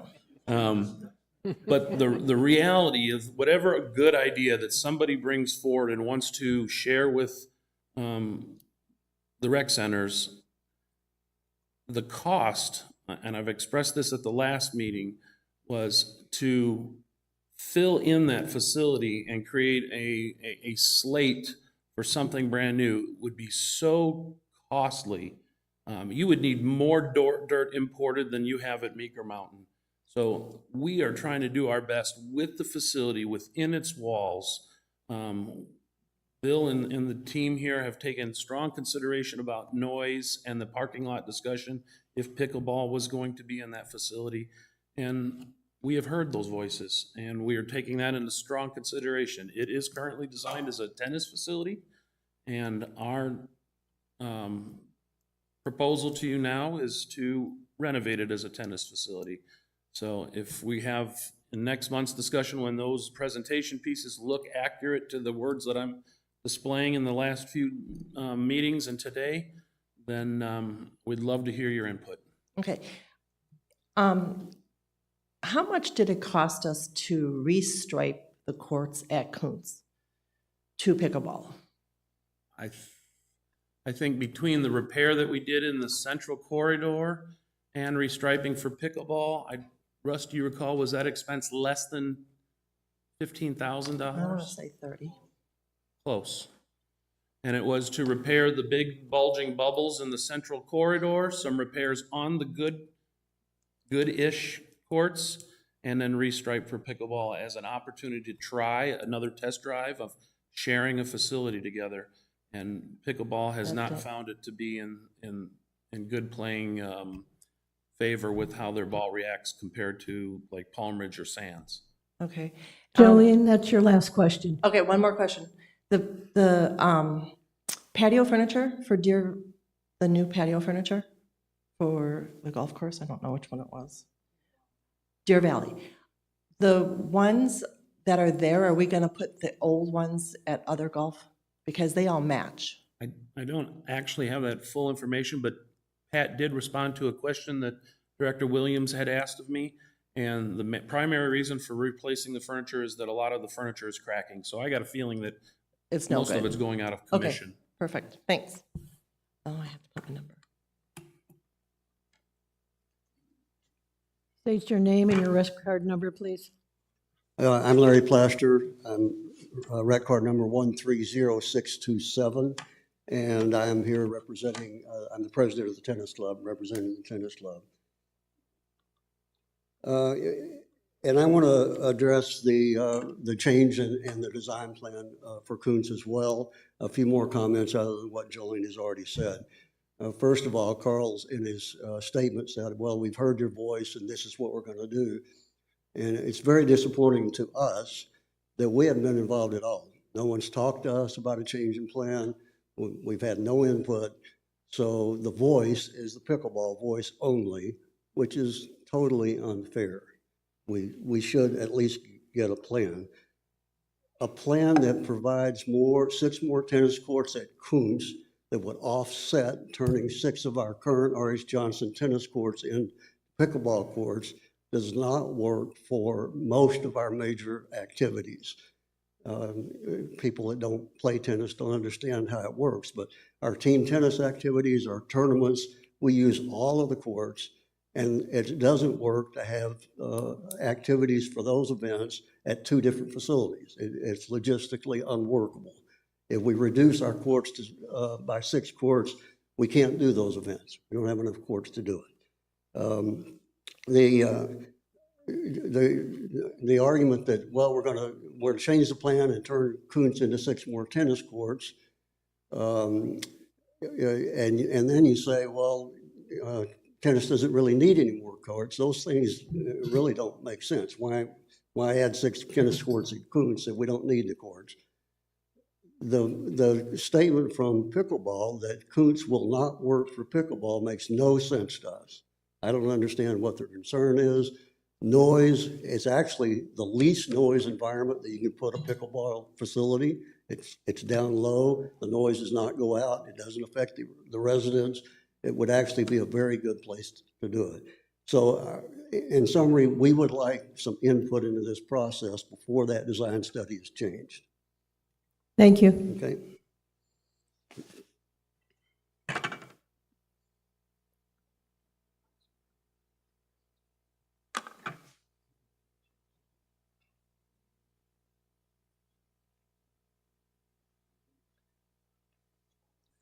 Nick Turner, 131829. I'm a member of the Chartered Clubs Committee, but I'm speaking personally now. It's back to the pickleball and tennis projects again, and I just want to re-ask some questions that I asked at Budget and Finance as well, which is about the usage. How often are our current pickleball courts at 80, 90 or 100% usage? And if they hit that for 1 hour a week, it's not a problem. If they're hitting that for 25 hours a week, it might be a problem. What are the projections for when pickleball grows to the point where it would hit 100% capacity for 25 hours a week? Is there anything we can do in terms of extending club allocated hours at this time of year when they're at peak into the afternoon? Because resident usage is perhaps not as high as club usage might be during those hours. And the answer, I don't know what the answer to those questions are. And I think that as a community, as the various committees looking at this and the recreation centres, we need to know what the answers to those questions are. Another one that springs to mind is we know pickleball is growing nationally. It's the fastest growing sport nationally. But what is it doing and what are the future trends for 55 plus? If all of the growth in pickleball nationally is coming from 20-year-olds, that's not going to be a problem for us. How much of the growth in pickleball is forecast to be over 55s? because that's what we need to be thinking about. We need to look at that growth, see what the trends are for those age groups, and then think about the lead time to provide the facilities. I mean, is there somewhere amongst this, in 5 years' time, the actual need for that indoor pickleball centre? And if there is, where are we going to put it? How much is it going to cost? Is it the $7 million project we do after we've done the $7 million golf course project? Anyway, thank you. Thank you. We are going to be compiling the statistical information that you talked about. Oh. And Nick took the pen, so I can't write down. But Larry Plaster, 130-627 again. One other thing I want to address, the plan for court resurfacing. We talked a little bit about pickleball, but the plan right now for court resurfacing for tennis is now extended into the FY 25-26 year, which is going to make our courts 7 years old, with a recommendation from the manufacturers of a 5-year life for the courts. We're seeing very rapid wear of these courts. This is a can of court surface that has swept up from one of our courts. Every time we clean the courts, we get about 7 or 8 cans full of this stuff. We're losing surface very rapidly. And when it comes loose like this, it is slick. It is dangerous. We're going to end up with an injury. So just so you're aware, I'm going to be putting forward a request that we reconsider moving the resurfacing of the tennis courts forward before we have a really major problem. Thank you. Okay, the time has come to get back to what we're here for as a committee today. And now that you've heard input from our staff and providing us with a lot of good information, Todd, I'd especially like to thank you for coming and presenting what's going on in our golf world, because properties doesn't always get clued into that detail, and we do appreciate your making the time to do that today. After what you have heard, and after all the studying you've all done on this committee, our next step is to make recommendations to the governing board on what we would suggest either be increased, changed, or whatever in the whole proposal that you've had before you and that we have been looking at since September. When we met last month, we talked about this. At that time, there were some areas of concern. I don't know if they have changed or not. So if you would like, anybody would like to start just with the first page of that sheet on the capital improvement projects. Is there anything on there that you would like to speak to make a recommendation on those items to the governing board?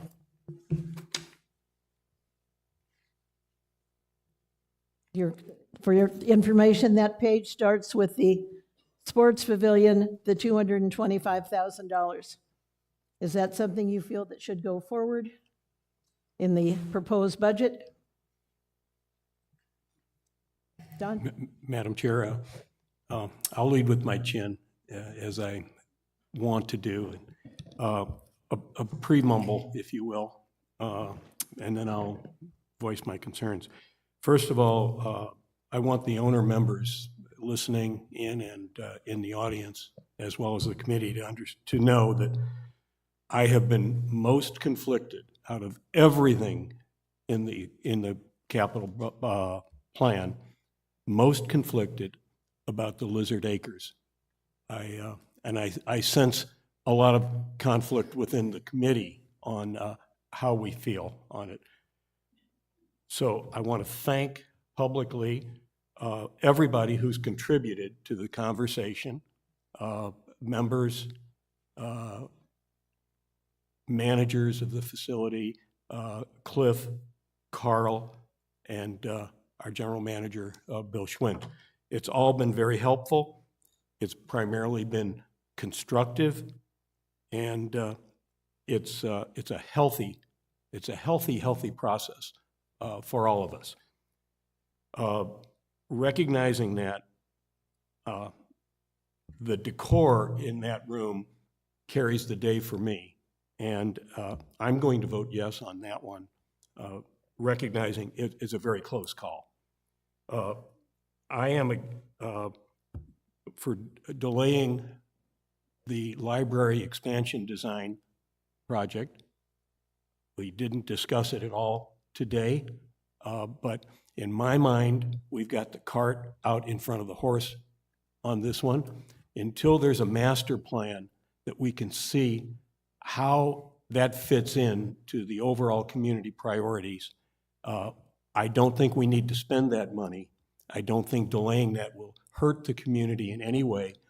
And I'm a strong supporter of the library. I'm just thinking that's money we don't have to spend right now because it's not going to go anywhere until we see a master plan and until we find a path forward to fund it, because the project itself will be expensive.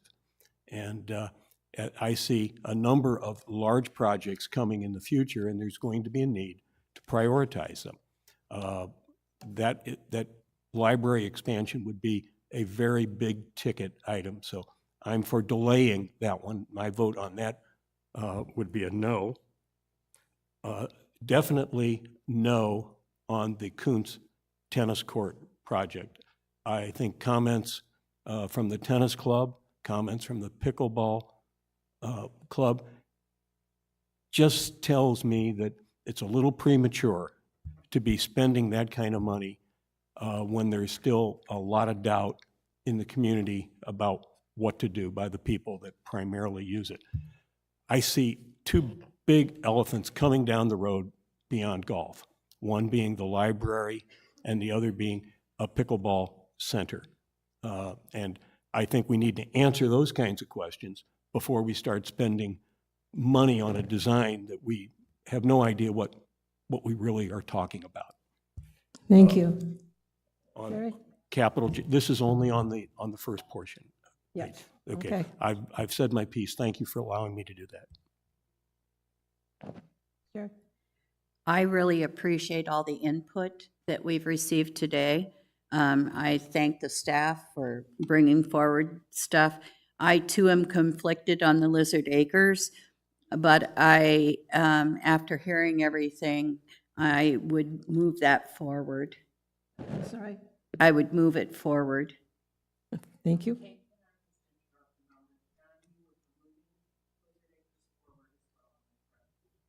Correct.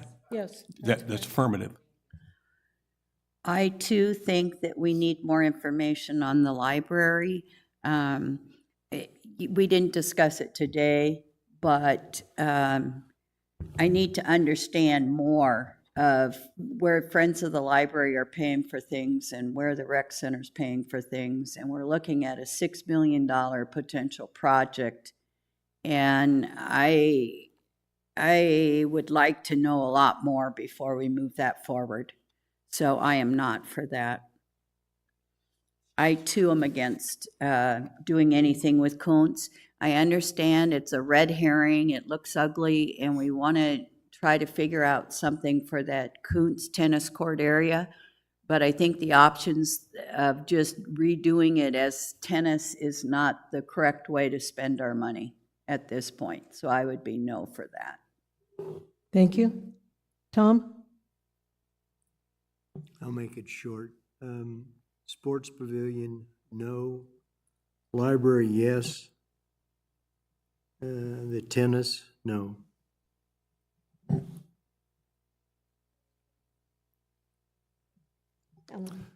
Okay, thank you.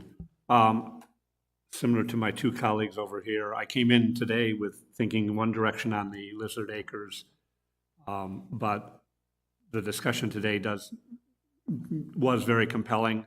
I'm going to vote yes on Lizard Acres, but I really, as we do that, I would like us to really forward-thinking explore ways to expand the use of that facility beyond what it is currently doing. I think it's a huge asset to the community. I don't personally go to Lizard Acres, but I can see that once we have a new vendor in the restaurant, as also being a potential nice place to go have lunch, those types of things. There's so much potential there.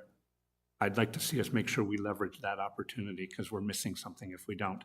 I agree with my colleagues on library expansion. I love the library. I think it's a great asset, but I think we need to do a lot more exploring here. Libraries are a challenge, especially with the next demographic coming in. The way they use and get resources is different than the way we did. And I did a lot of reading since the last meeting about libraries across the country and trying to figure out what the future is. And I really think we need to do more homework there before we start investing money. And I also do not support moving forward on the Kuntz.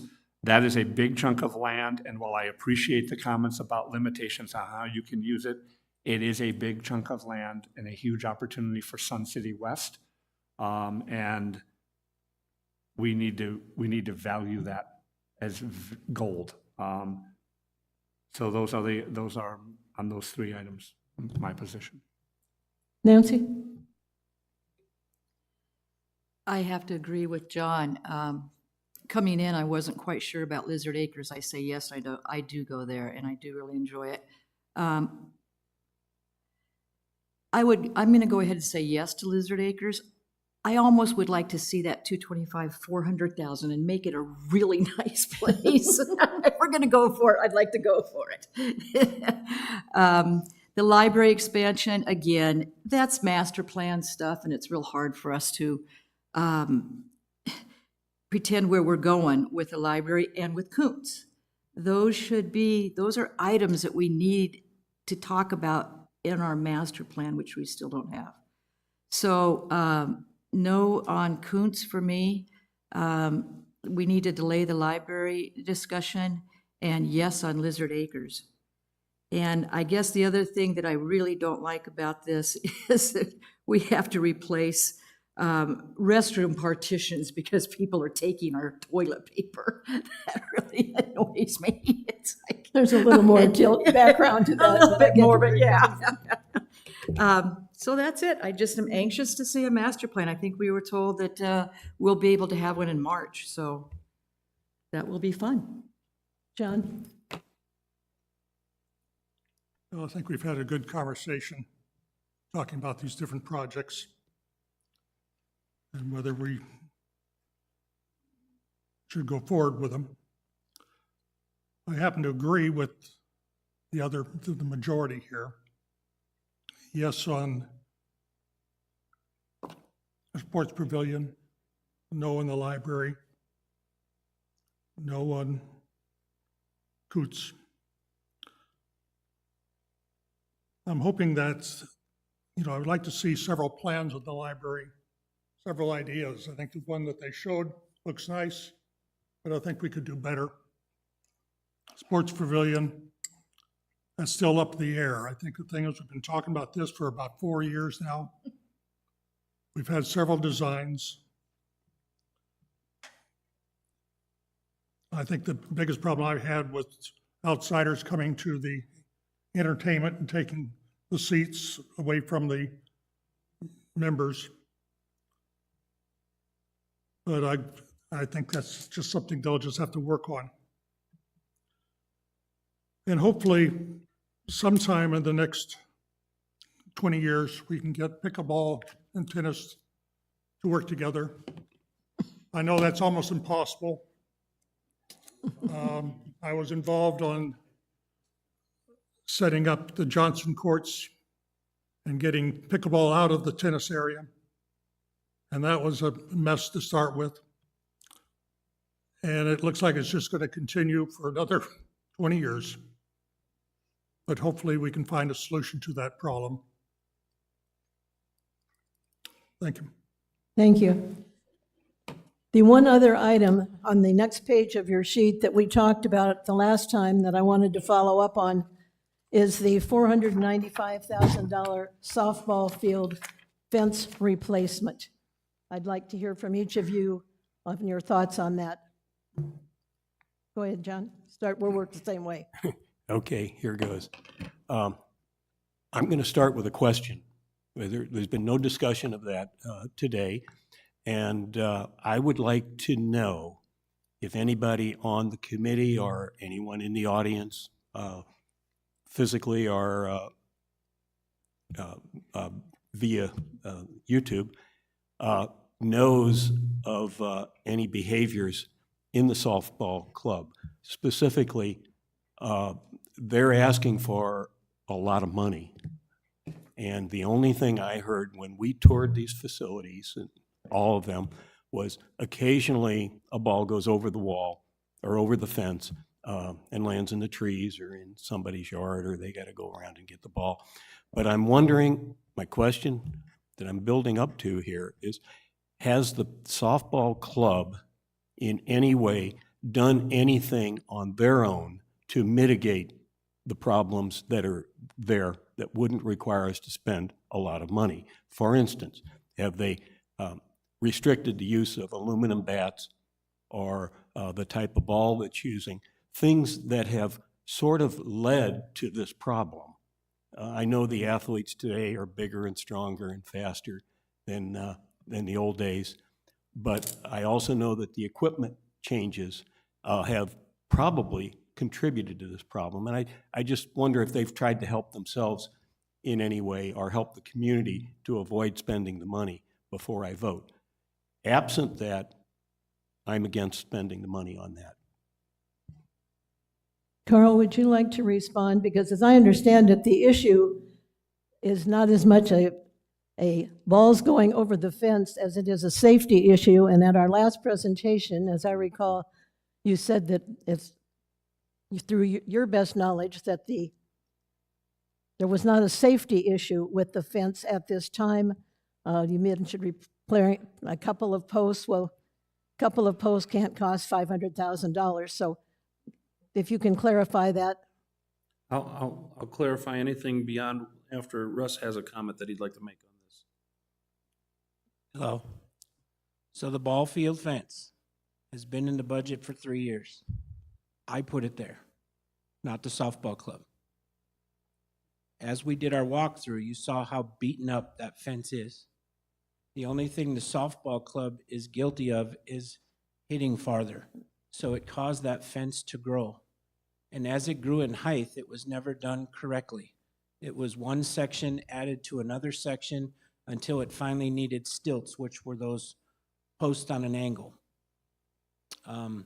It hasn't proposed a safety concern thus far. Up until our last walkthrough, we found 2 posts that were severed in half. So we had to go over there and we splint fixed them.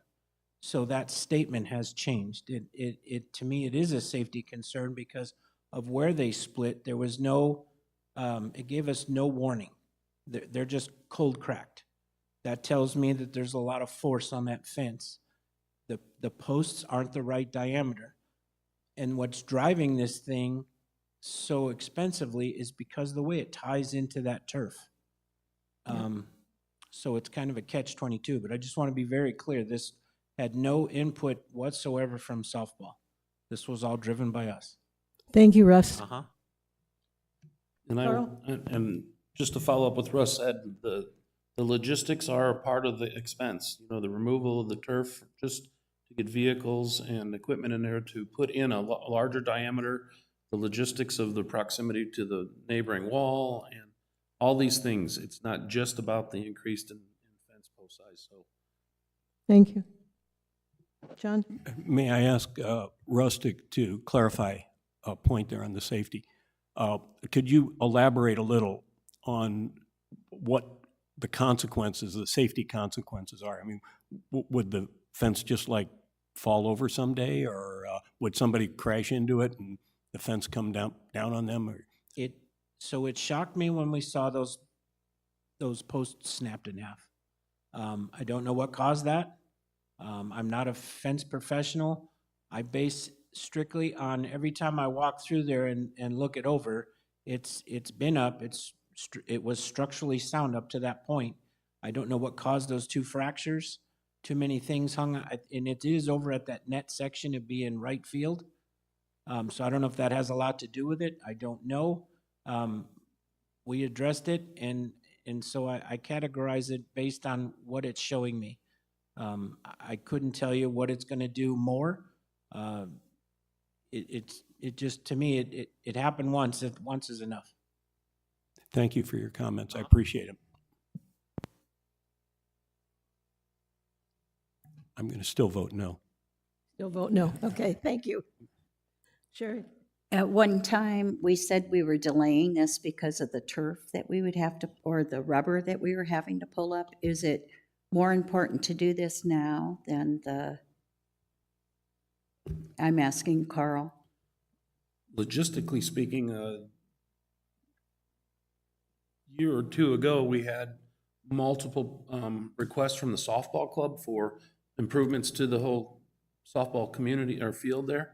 And anything that we were going to do on this fence, unless, of course, it became a safety issue, we were going to time it with that. But there are no other things on the agenda to discuss. So now we're here just about the fence because we own the fence and we should do the right thing.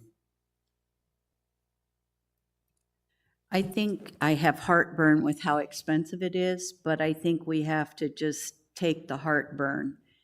With it being a safety issue, we've tried to do this for 3 years now, put it on the agenda for 3 years, tried to do it. And so I'm going to say, let's just do it and get it done. So my vote is yes. Tom? Yes. Alan? I was a no until I heard the safety issue.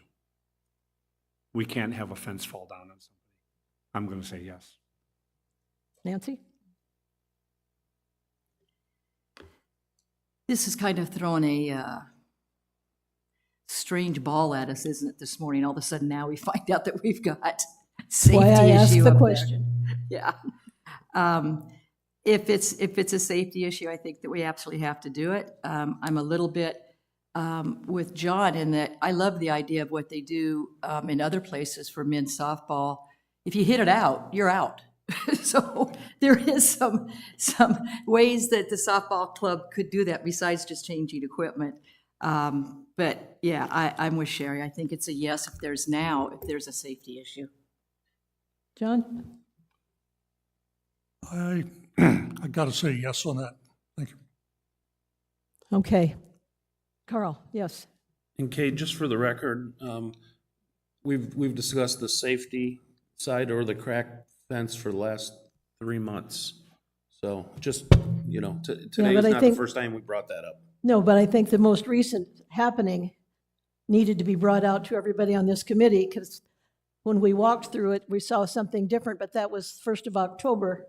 We're in February, so that's why I wanted to raise the issue individually. Thank you.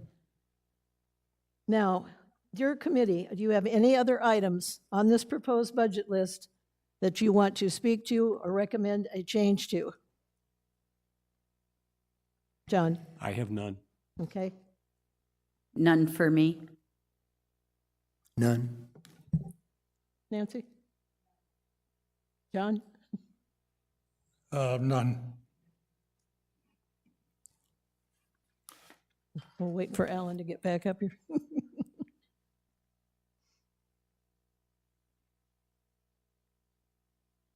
Alan, do you have anything else on this list of the proposed budget that you would like to speak to today or recommend to the board as a change? I do not, thank you. Okay, thank you. Sorry for my stepping out. That's okay. No Nature problem. calls, unfortunately. There you go. Carl?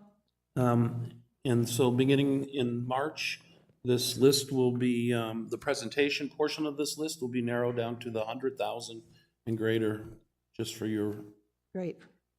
and the community's knowledge.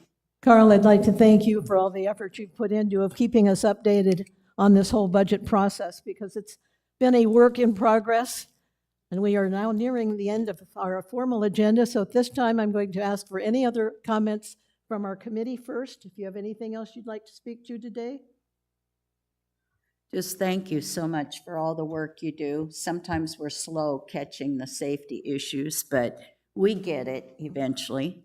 But I want to say thank you to the staff and for all your hard work. I'm really proud to walk around in Sun City West. And I'm really proud to use the facilities that we have, and it's because of your dedication and your diligence. Tom? Ellen? I want to echo your comments to the staff as well. There's a lot of dedication, a lot of work that gets put into this, and it's reflected in how you present it and the facts and the answers that you know, and I really appreciate all of that. I do want to also address a comment that gets made quite a bit to us, which is, why don't you listen to whatever group, or why don't you hear whatever, go out, basically like we're not paying attention. My email is publicly known. It's published in every rec center news. It's available online on the Sun City West website. And I'll use the Kuntz example. I did get reach outs. The pickleball club reached out to me, members there, and expressed opinions and so forth. Not listening sometimes means you're not talking. Communication goes both ways. I don't mind having people criticize whether or not we're actually listening to the audience. But if you aren't reaching out to us, maybe the problem isn't on this end. So I encourage you, if you have an opinion on something that you know we're addressing, your governing board members are all available, and our emails are very public. And I'd love to hear from you guys. Some of these facilities I don't get involved in. I don't go to Lizard Acres. I don't play pickleball. I don't play tennis. But I'd be happy to listen to your point of view, because that's what I'm here for. But I don't think it's fair to say you're not listening here to us, or you're not talking to us, when you're also not reaching out to us. Thank you. Thank you. Nancy? John? Are there any other comments from the audience on any topic? This is your last chance for today. Well, 558. I just want to thank the committee. This was a pretty good example of people coming to a committee with an open mind and listening to what people had to say. And it's very rare when you hear people come with, they're on the fence, or they're leaning one way or leaning the other, and listen to them actually listen to what input was given. And this happened on like 3 or 4 different topics today. So thank you. It's really good to see that. thank you, sir. Harold Lind, 136821. I'm Vice President of the Tennis Club, and I've been a member of the Tennis Club for about 12 years now. And so I have been caught up in this continuous battle between the Pickleball Club and the Tennis Club. And I do appreciate everything that's being done and things.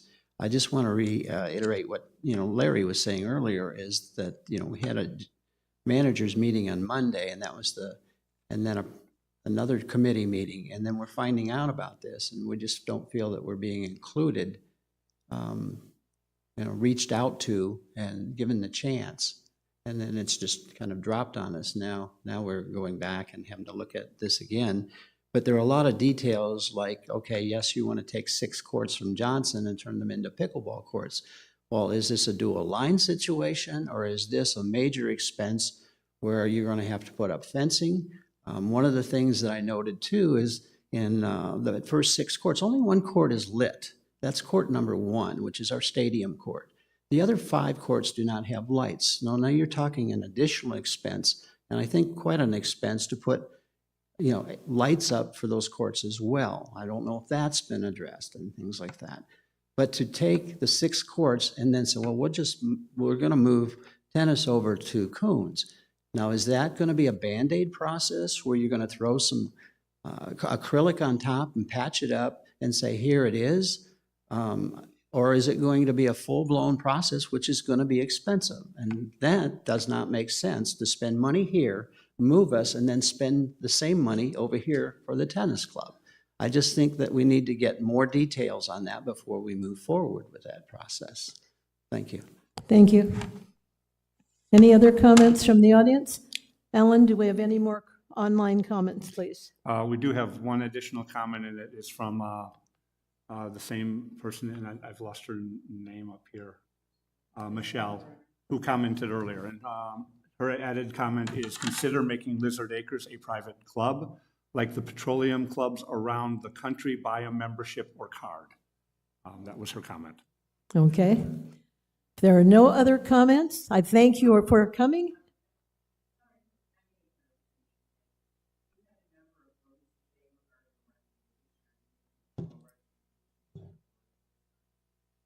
Yes, based upon that response, we will be making that recommendation to the board.